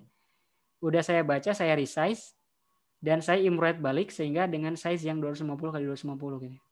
Ini agak bolak-balik. Kenapa demikian? Ini saya coba-coba agak susah langsung dari format buffer file ini ke format NumPy array. Mungkin ada teknik lain yang perlu dilakukan proses konversinya, tapi saya belum nemu gitu ya. Jadi cara yang paling workaround solutionnya itu paling kita save dulu, udah di save dibaca OpenCV, di resize baru save balik gitu. Kurang lebih seperti itu. Nangkap gak bedanya Mas? Karena kan kalau dari webcam atau apa kan biasanya dia ukurannya itu ukuran standar kan, dalam artian kayak 640 480 gitu ya. Iya. Atau 960 720 gitu kan. Nah, gimana biar jadi 250 250 ya mau nggak mau yang hasil save dibaca, di resize dan di imrate. Kurang lebih seperti itu. Nah, jadi nanti bayangkan si endpoint slash upload foto ini akan di call oleh si halaman face registration ya. Nanti berarti di sini ada semacam button untuk yang nge-trigger si upload foto ini gitu ya nantinya. Nah, bagaimana implementasinya di template-nya ya? Kita akan fokus di bagian face registration yang tadinya hanya tulisan-tulisan page registration. Ini saya update jadi bentuknya seperti ini. Di sini ada tulisan tag picture. Di sini ada div untuk nampilin kayak real time kamera seperti di halaman index ya, tapi kotaknya kecil. Nah, ini real time kameranya pakai JavaScript. Ada library namanya bisa dilihat di layout.html, Mas. Ini namanya itu webcam.js ya. Si webcam.js ini library JavaScript ya, yang memungkinkan kita untuk mengakses webcam di laptop gitu ya. Jadi mengcapture foto via webcam dan lain sebagainya. Kalau pakai kamera eksternal gimana tuh Mas? Kalau pakai kamera eksternal bisa dibedain mungkin ya, lokasi kamera, indeks kameranya seperti OpenCV ya. Tapi saya belum pernah nyoba kalau ini. Jadi kalau ini tuh ibarat kata usernya di depan laptop, nanti ada tombolnya, dia tinggal klik ambil sampel, upload gitu ya. Kurang lebih seperti itu. Dia juga kalau misalkan punya akses ke portalnya kan bisa buka aja dari HP-nya, klik tombol capture fotonya, dia bisa ngupload juga sendiri gitu kan. Oh iya. Maksudnya implementasinya ke sana. Bahkan sebenarnya lebih cocoknya itu diimplementasiin di mobile apps gitu ya. Jadi usernya download mobile apps-nya, nanti di mobile apps-nya suruh register lah gitu. Dia suruh selfie, muter-muter, nanti ngirimin ke server. Tapi ini kurang lebih idenya dasarnya seperti itu Mas. Face registration yang umum dipakai gitu ya. Nah, terus di bagian bawah ini cuma ada tombol-tombol ya untuk kontrol kameranya, nyalain kamera, nge-stop, sama nge-close kamera. Nah, function utamanya handler si kameranya itu yang berdasarkan si kamera JS tadi, yang JS pluginnya saya attach di layout gitu ya. Ini tinggal kalau untuk ngerunning kameranya untuk nyala, tinggal panggil aja webcam.attach, tinggal gini doang. Terus masukin lokasi widget untuk nampilin frame gambar streamingnya gitu ya. Ini saya akan taruh di My Camera. Nah, setelah itu ketika di sini kan saya punya button capture foto sama close kamera ya. Nah, ketika button capture foto diklik, di sini saya punya jQuery handler klik gitu ya. Kalau button capture foto diklik, nah dia akan manggil metode di objek webcam untuk snap. Snap itu kayak ngambil foto gitu ya. Dan di sini saya bisa tampilkan di sebelahnya untuk sebagai preview aja, oh ini hasil capture-nya gitu ya. Saya aja cuma 80 kali 60 pixel kecil. Dan selain itu juga ini saya lakukan upload. Nah, dia si webcam JS ini udah ada fungsi uploadnya, jadi enak banget. Nggak perlu pakai Ajax atau apapun. Tinggal kita arahin aja URL-nya kemana. Ini karena kita tadi udah punya routing slice upload foto kan ya, yang di app.py ya Mas. Nah, tujuannya ke sini nih, gitu ya. Jadi si webcam upload ini akan ngirimin ke routing si app.py yang di sini. Nah, dengan metode post ya. Nah, kontennya apa? Kontennya adalah data gambar yang didapatkan dari webcam.snap ini, gitu ya. Ini ada data URI yang dimasukkan ke dalam si webcam upload ini ya. Tujuannya ke upload foto. Class name-nya ini bisa saya ambil. Dia ngambil dari input teks yang ada di sini. Ini kan ada input teks ya. Saya ambil dulu kontennya apa, saya put untuk nanti biar bisa jadi nama folder di level server gitu ya. Ini kita coba. Kita coba kurang lebih seperti apa penerapannya. Kita running dulu. Tapi sebelum itu ada yang mau tanyakan terlebih dahulu?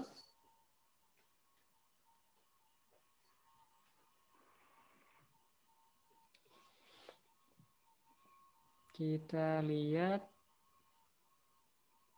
Tunggu sampai dia running.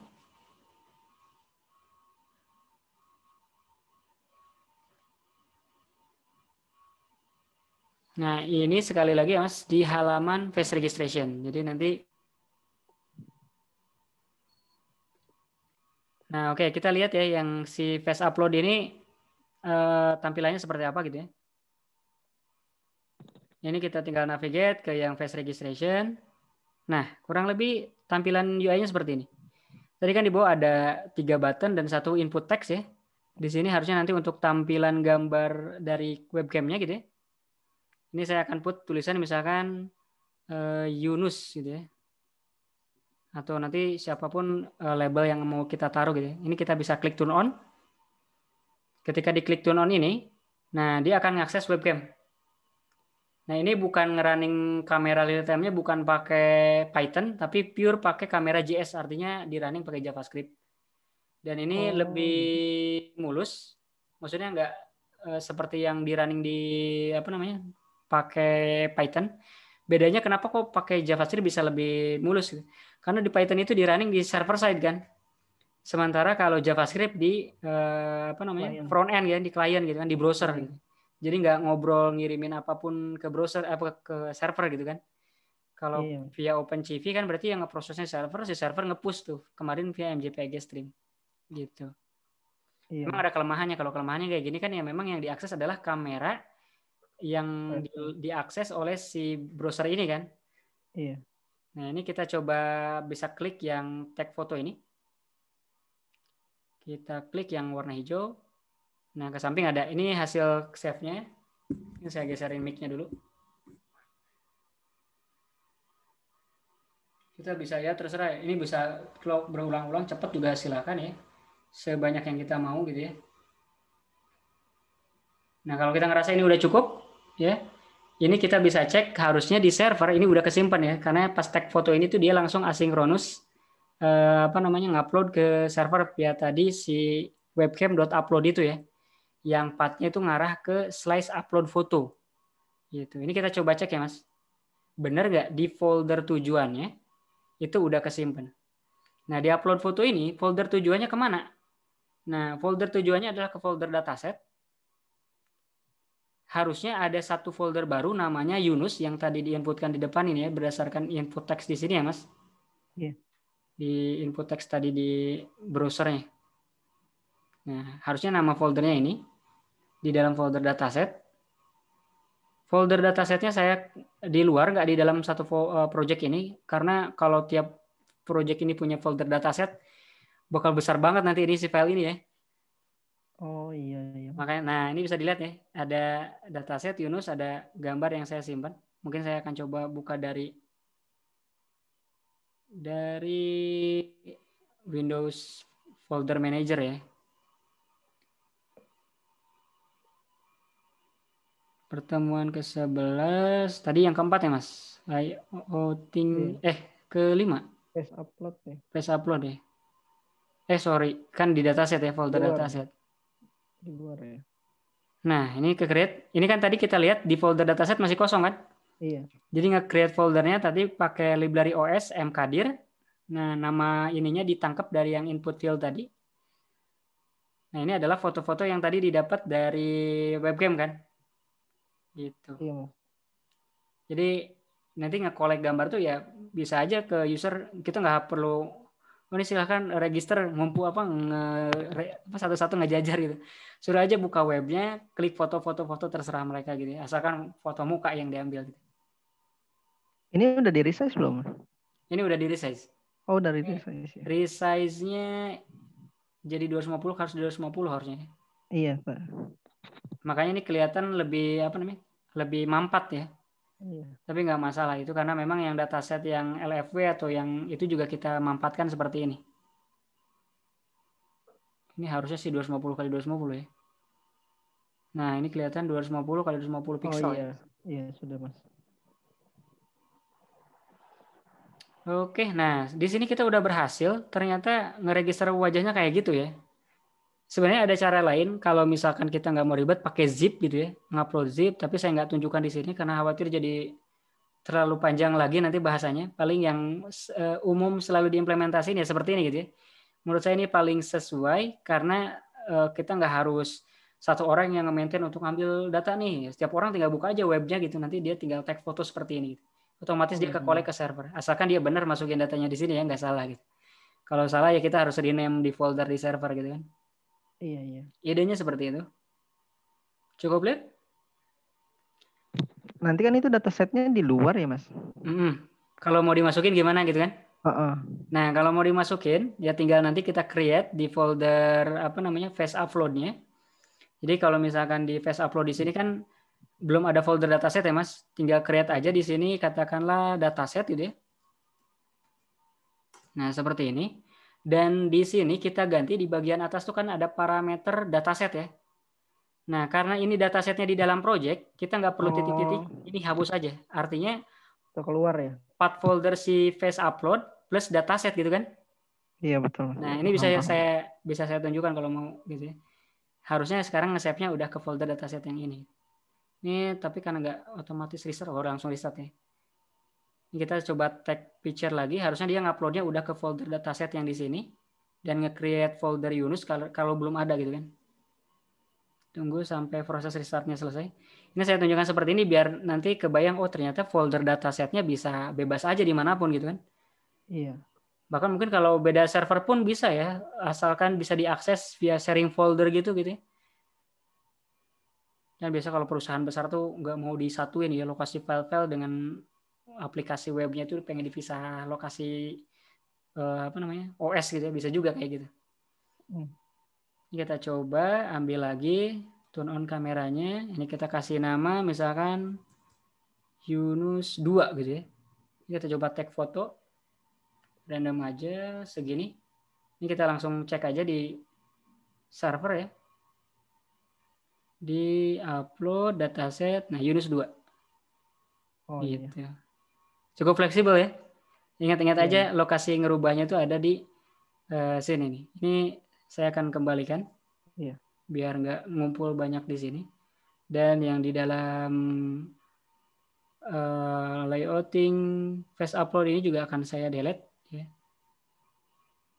Nah, kita akan tetap gunakan folder dataset di luar. Ini idenya karena memang tiap project ini kan perlu folder dataset. Kalau tiap ini ada folder datasetnya bisa banyak banget gitu ya. Nah, ini baru dataset muka saya.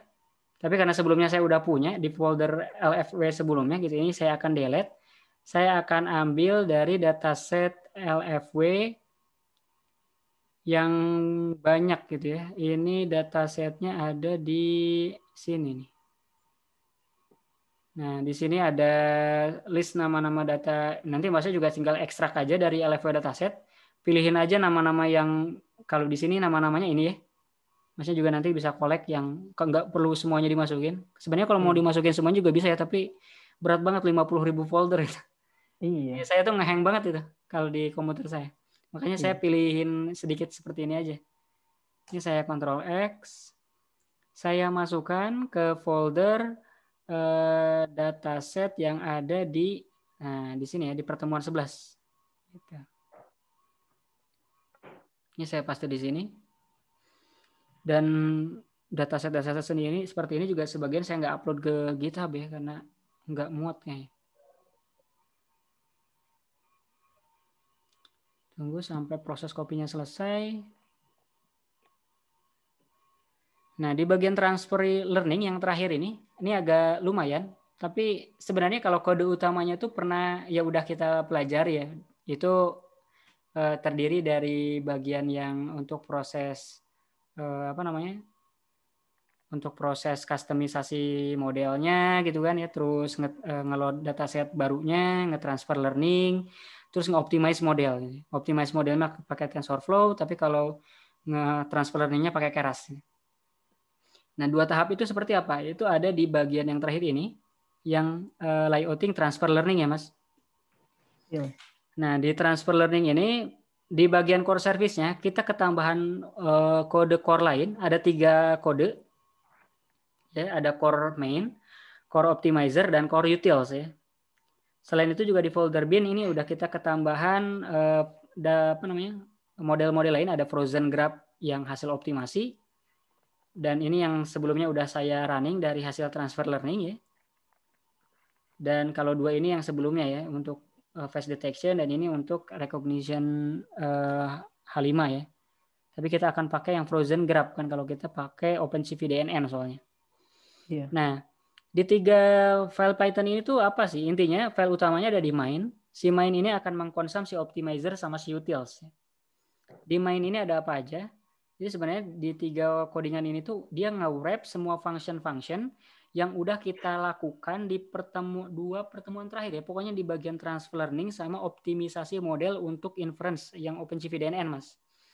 Jadi 2 pertemuan itu function-functionnya saya pindahin, saya ubah jadi kelas, masukin sini gitu, kurang lebih seperti itu. Nah, di sini saya punya kelas namanya transfer learning. Jadi ketika saya pengen nge-running transfer learning, tinggal create object dari kelas transfer learning.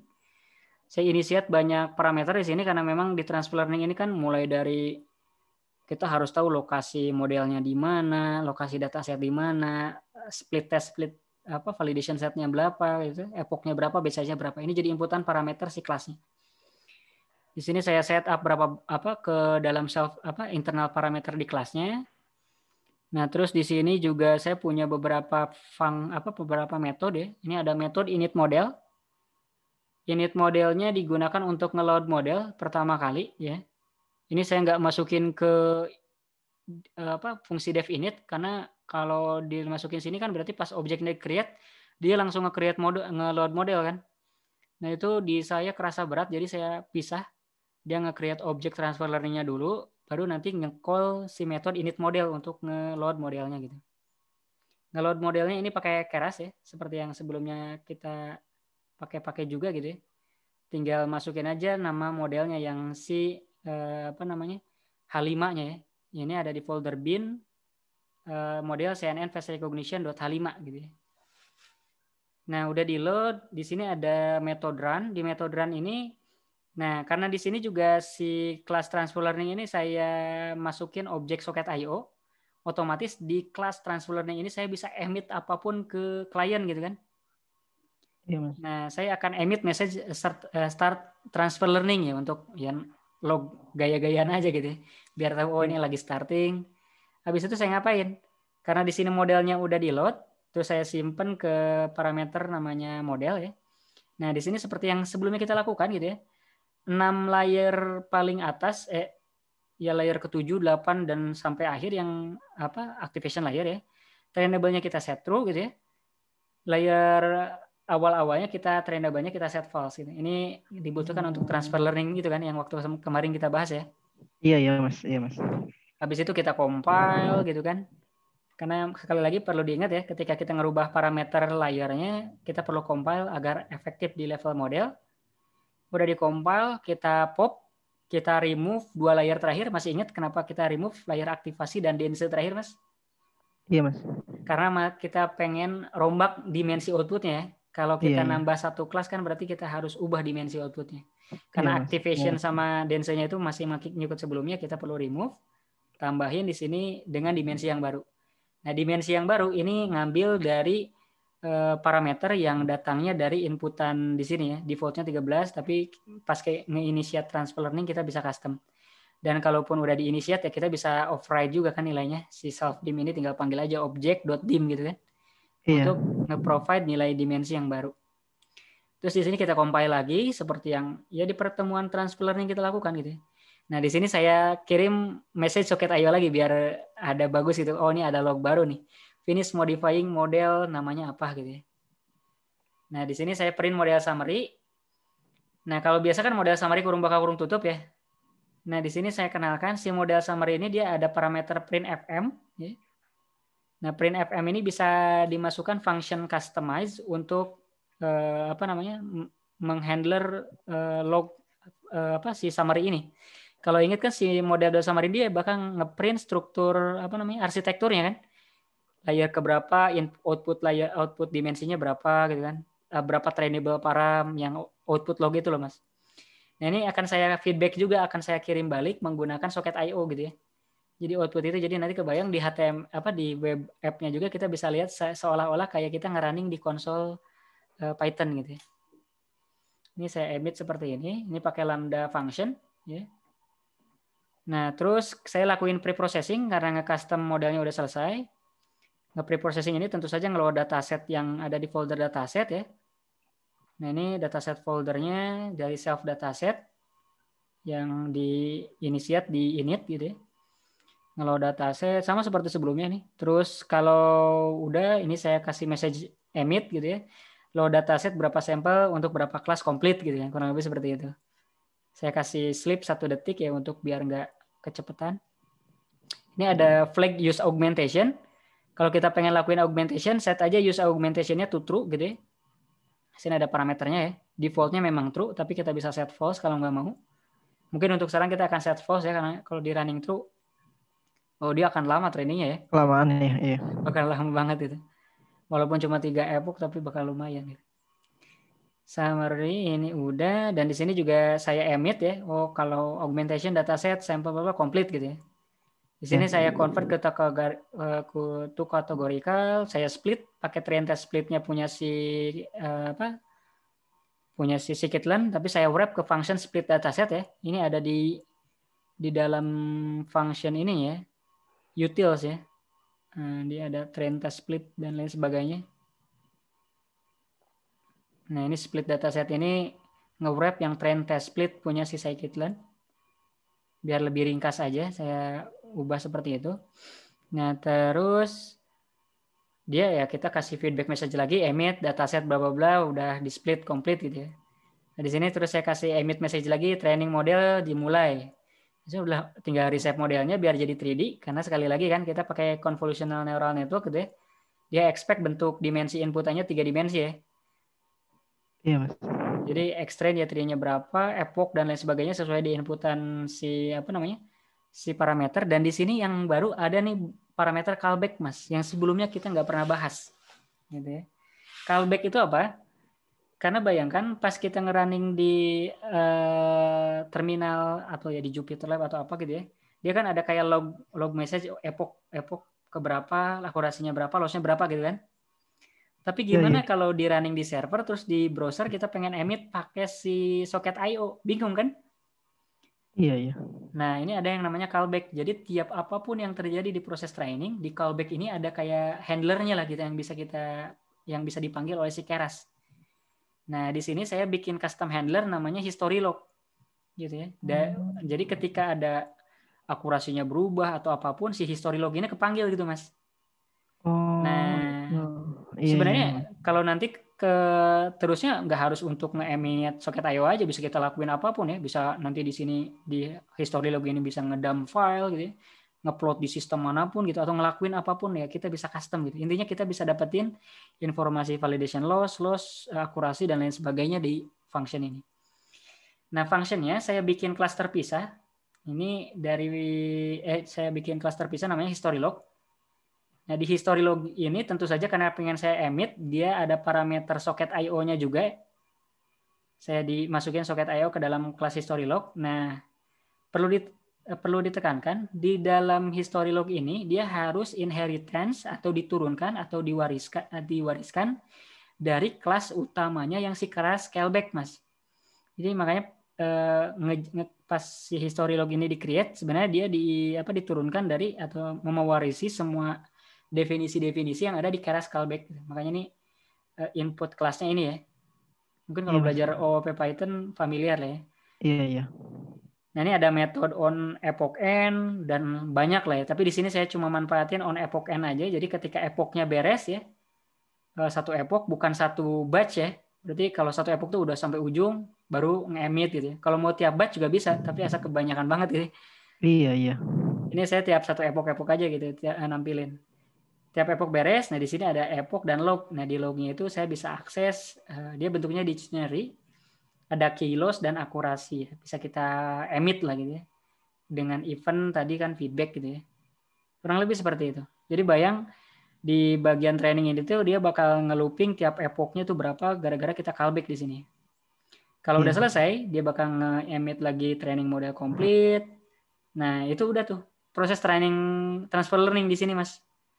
Mirip seperti yang di Jupyter Lab kan, cuma kita pindahin aja jadi script seperti ini gitu ya. Iya. Di bagian bawah ini yang model optimization yang untuk digunakan sama si OpenCV DNN, Mas. Ini juga sama seperti yang pertemuan sebelumnya, ada function H5 to save model gitu ya. Terus saya emit message terus diakhiri dengan metode yang optimize gitu ya. Nanti dia akan nge-generate freeze.pb-nya gitu ya, atau nge-generate si frozen graph. Nah, di sini saya kasih tanggal untuk membedakan kalau ini frozen graph hasil transfer learning gitu ya. Berdasar ini kan depannya tanggal 3 bulan 1 2021 18/21/21 ya. Tadi terakhir saya running untuk tes. Nah, di sini kita coba cek ya. Bisa nggak benar-benar running sampai proses optimasi model dan meng-generate frozen graph yang lainnya ya. Kalau frozen graph-nya udah ke-generate kayak begini kan kita bisa running pakai di app.py ini kan. Nah, kita bisa gunain untuk replace si bagian ini nih, si face recognition modelnya yang akan digunakan sama si OpenCV DNN. Oke, cukup clear? Clear, Mas. Kita running ya. Kita running. Di sini kita nggak perlu lagi upload ya, karena tadi di folder datasetnya udah ada foto saya yang sebelumnya. Mungkin kalau ada orang lain ya yang bisa ikut serta gitu ya, bisa didemokan benar nggak orang yang selanjutnya itu bisa terdeteksi di kelas data modelnya. Silakan nanti Masnya eksperimen aja lah ya. Iya, Mas. Oke, ini udah running. Kita buka webnya. Nah, di bagian bawahnya ini harusnya udah ada, apakah saya masih running yang sebelumnya? Oh ya, ini masih yang face upload. Nah, ini kita harus running app.py yang ada di sini nih. Tadi ngerunning app.py yang ada di step 5. Oke, kita running yang ini.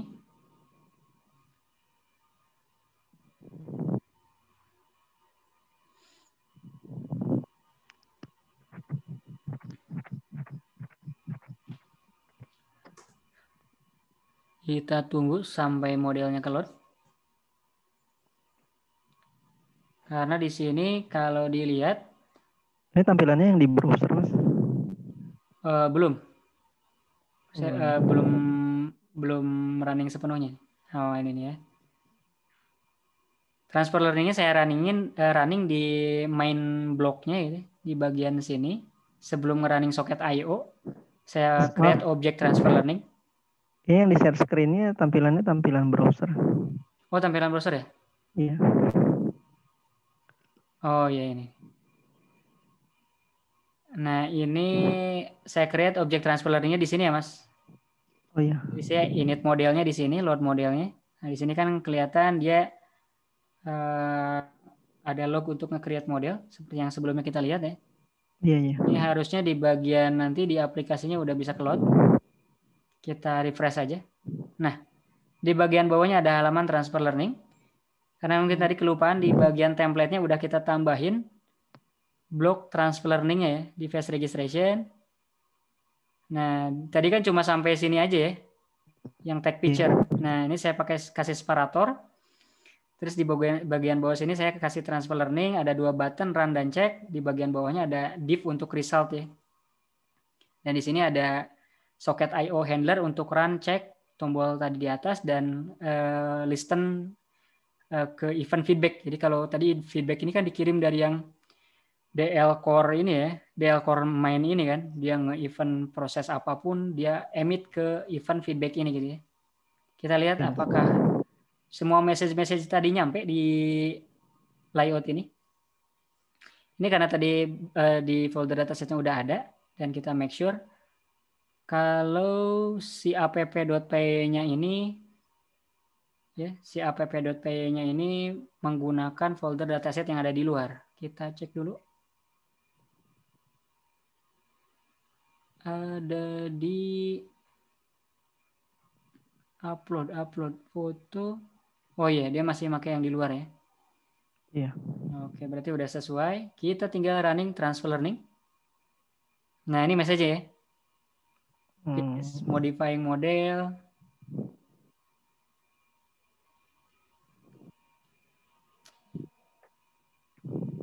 Kita tunggu, ini harusnya masih ngeload. Nah, ini tadi ngeload dataset. Nah, ini tuh model summary-nya keprint juga di sini kan? Oh iya, sama ya sama yang di Jupyter Notebook ya. Betul, Jupyter karena Lab. Tadi Jupyter Lab ya, karena model summary-nya kita emit juga kan? Iya. Nah, tadi udah load dataset kan segini. Karena ini tadi kita nggak augmentasi, message yang augmentasi nggak ada, dia langsung split. Ini langsung model training. Nah, epoch 0, akurasinya berapa? Ini saya cuma set 3 epoch defaultnya, tapi kita bisa override. Tadi kan jadi parameter kelasnya kan? Iya. 64%. Jadi kita nggak perlu buka script Python-nya lagi gitu, cukup kayak gini. Ini juga di close juga nggak masalah, Mas. Oh, karena gitu. Kan dia udah asinkronus kan? Oh iya. Nanti silakan tinggal dibuka aja lagi. Nanti mungkin message bagian awalnya aja yang hilang gitu ya. Iya. Save model.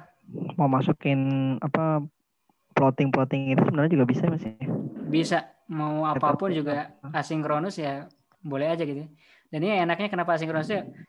Server state itu ya berdiri sendiri gitu kan. Kita close browser gitu ya nggak masalah gitu. Nah, optimized model frozen graph dengan tanggal segini kan 21, 29, 20 created. Kita cek nih, si file ini udah ada belum di folder binary gitu ya. Karena ini kan yang akan kita butuhkan nanti untuk di running ya. Iya. Kita cek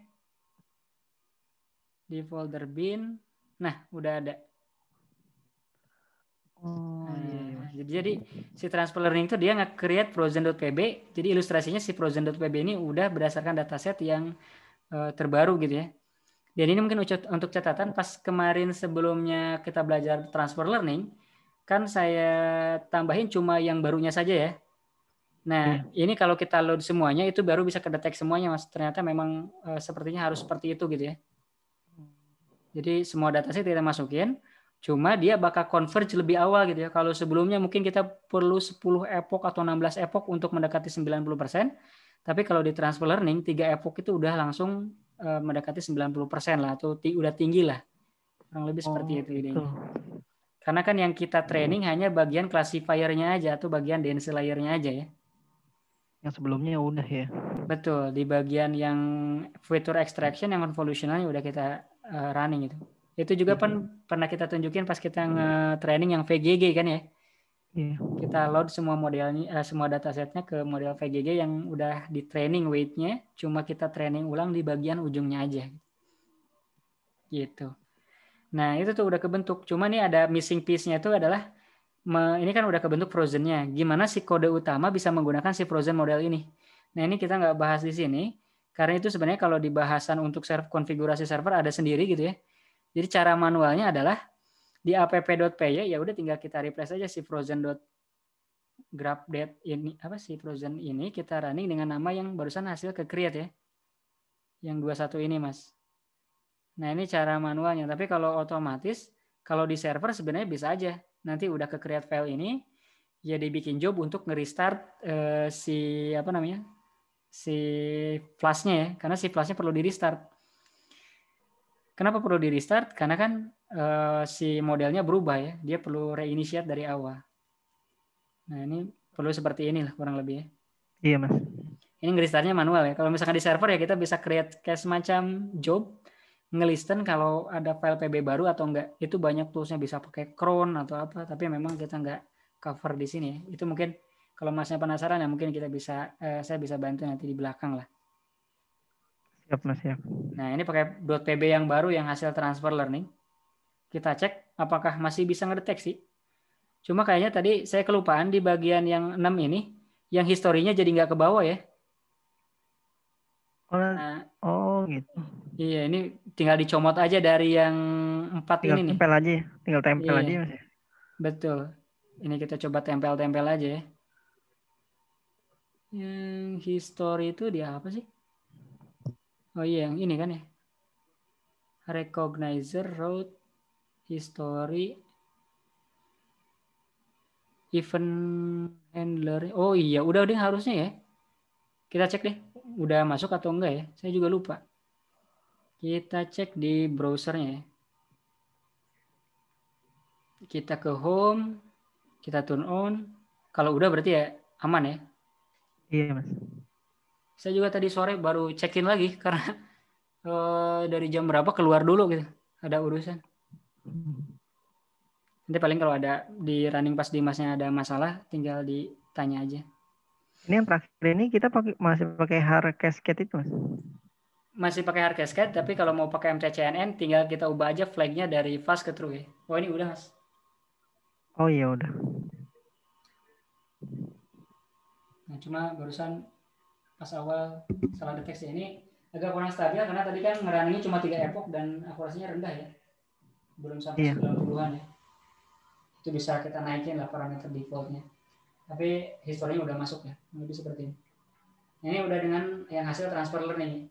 Jadi kalau udah registrasi tadi ya tinggal diganti nama ke frozen PB-nya, terus restart si aplikasinya ini, si flashnya. Kalau di server Linux untuk restart itu bisa diotomatisin pakai sistem D atau apapun, ada sistem, ada caranya kalau manajemen server. Kita turn off. Nah, kita akan coba pakai MTCNN, Mas. Nah, barusan kan kita pakai Harkescad ya. Ini ngerubahnya di mana? Iya. Nah, ngerubahnya ini ada di bagian atas ini, Mas. Di recognizer. Use MTCNN di sini false ya. Ini kita set true. Iya, iya. Ini kita set true ya. Ini masih mati. Masih nyala kameranya.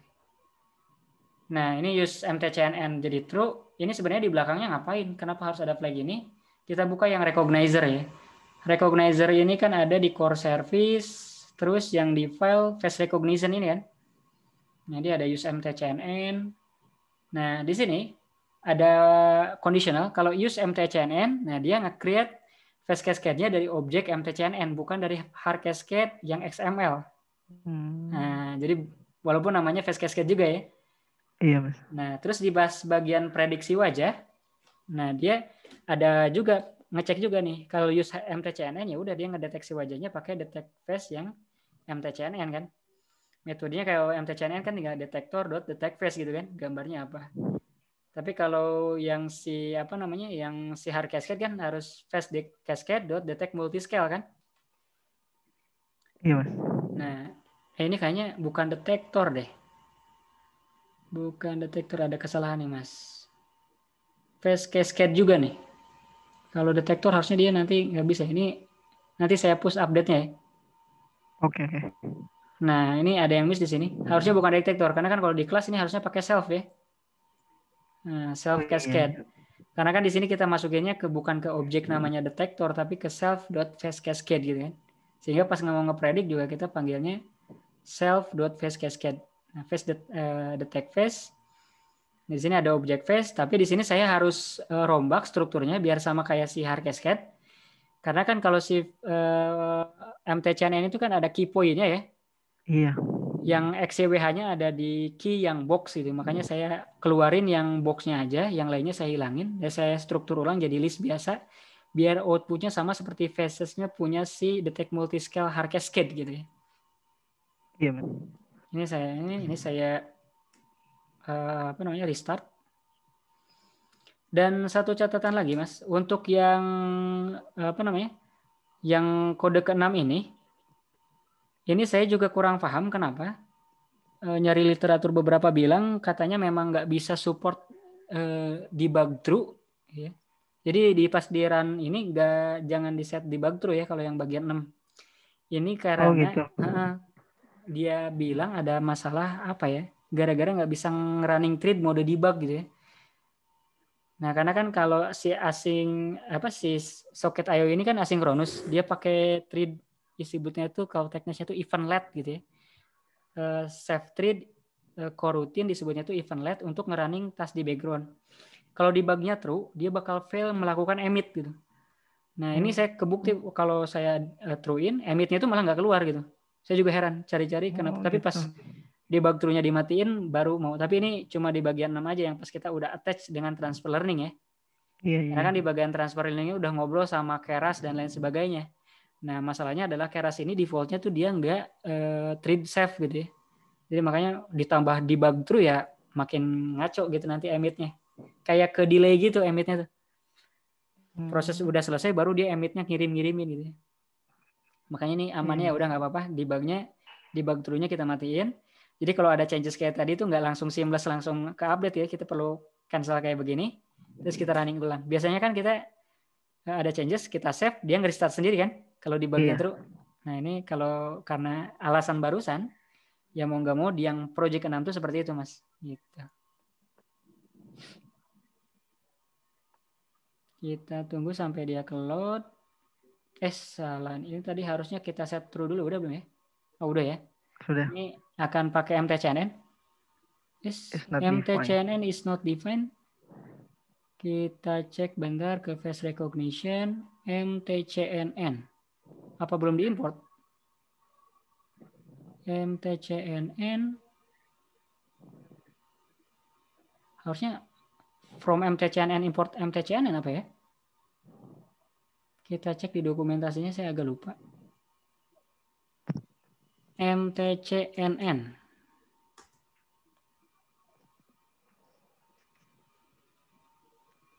Tadi importnya MTCNN doang. Oh iya, importnya harusnya kayak gini mas. Oh iya, iya mas. Jadi kalau tadi mungkin harusnya ngaksesnya saya mtcnn.mtcnn besar ini. Atau kalau nggak mau kayak begitu, mau mtcnn ini doang ya, ngimportnya berarti formatnya kayak begini. Salah format. Nah, kayak gini. Ya, sehingga si mtcnn-nya langsung bisa dikenali, dipanggil dari inisiator kelas. Saya create parameter fast cascade ya. Oke, kita running ulang.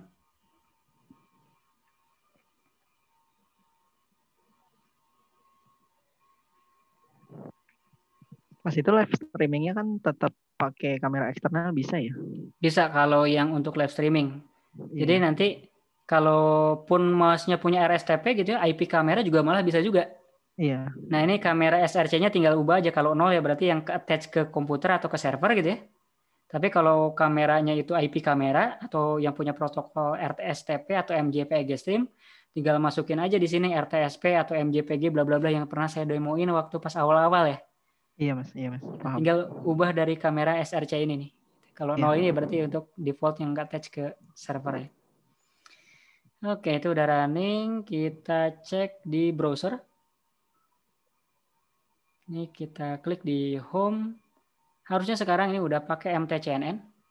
Kita make sure juga di sini nggak ada log error yang relate ke MTCNN. Harusnya nggak ada. Kita tunggu sampai kameranya nyala. Nah kenapa di saya tuh ngebuka kamera pakai OpenCV itu lama banget. Oh iya.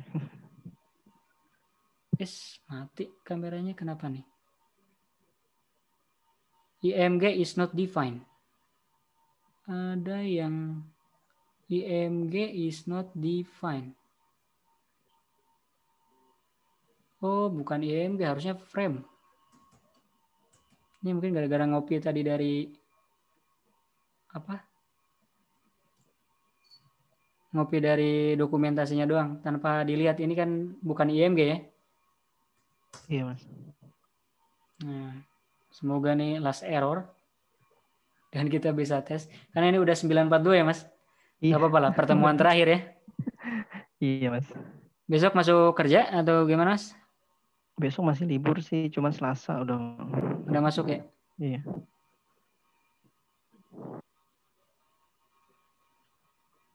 Kita tunggu sampai running. Oke, kita turn on. Kita lihatin di sini dulu mungkin ya. Kalau ada log-log berkaitan dengan MTCNN. Kamera Ini status false. awalnya masih false. Oh iya. Karena kan belum running kan kameranya. Iya. Nah, ini kamera status true ya. Iya, Mas. Oke, kamera on. Nah, ini udah pakai MTCNN.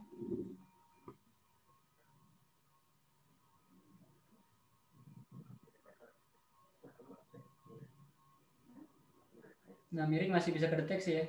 Cuma Iya. di dataset karena mungkin nggak ada yang miring jadi susah. Iya, Mas.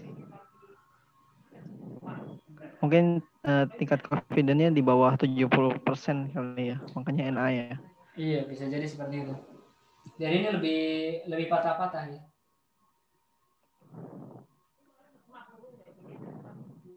Iya, Mas.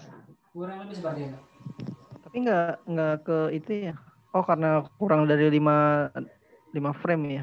Iya, karena ini kan langsung berubah-ubah ya. Harus konsisten dulu 5, karena kan kalau enggak, nah itu malah masuk Oh iya ya. ya. Oh iya. Oh iya. Money Blair. Agak susah kalau patah-patah. Iya, Mas. Itu. Sebenarnya ini juga kan ketampilan stream ini tuh kegedean kalau menurut saya itu bisa dikecilin lagi lah berapa gitu, nggak perlu gede-gede amat kan sebenarnya. Ya, yang penting datanya masuk ya. Iya betul. Ini kan cuma sebatas buat preview ya, jadi iya. Lumayan berat juga. Dan nanti juga kalau sebenarnya kalau di server juga speknya nggak kayak di laptop ya. Iya. Bisa dibuat lebih tinggi dan lebih proper gitu. Kurang lebih seperti itu, Mas. Nah, di sini kita udah berhasil mengimplementasiin ya sederhana, walaupun memang nggak full semuanya kita dari 0 ke 0, dari ujung ke ujung ngebahas tentang attendance system ya, tapi di sini ada gambaran utama teknologi di balik AI based attendance system gitu yang berbasis face recognition.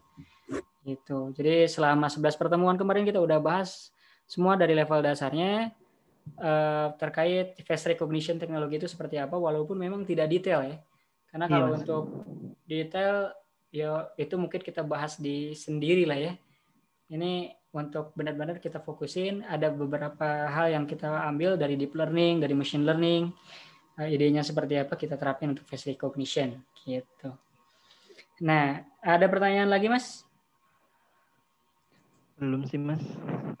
Ini ilmu baru ya buat saya. Makasih banget 11 pertemuan ini. Iya, sama-sama. Nanti saya pelajarin lagi juga nih. Oke, siap, Mas. Semoga bermanfaat ya, semoga bisa membantu pekerjaannya atau bisa jadi inspirasi untuk berkarya gitu ya. Silakan. Iya, Mas. Nanti kita lanjut lagi next. Oke, siap. Siap. Bulan Itu Februarian. Bulan Februarian, nanti Februari awal kita start untuk yang Jetson Nano ya, deep learning di Jetson Nano untuk object detection khususnya ya. Iya, Mas. Oke. Sekian sih kalau dari saya. Terima kasih banyak, Mas, untuk partisipasinya selama 11 pertemuan ini. Semoga bermanfaat ilmunya. Kalau nggak ada yang mau ditanyakan lagi, mungkin sesi malam ini kita close ya. Iya, Mas. Terima kasih banyak juga selama 11 pertemuan ini. Oke, sama-sama. Selamat malam. Selamat malam.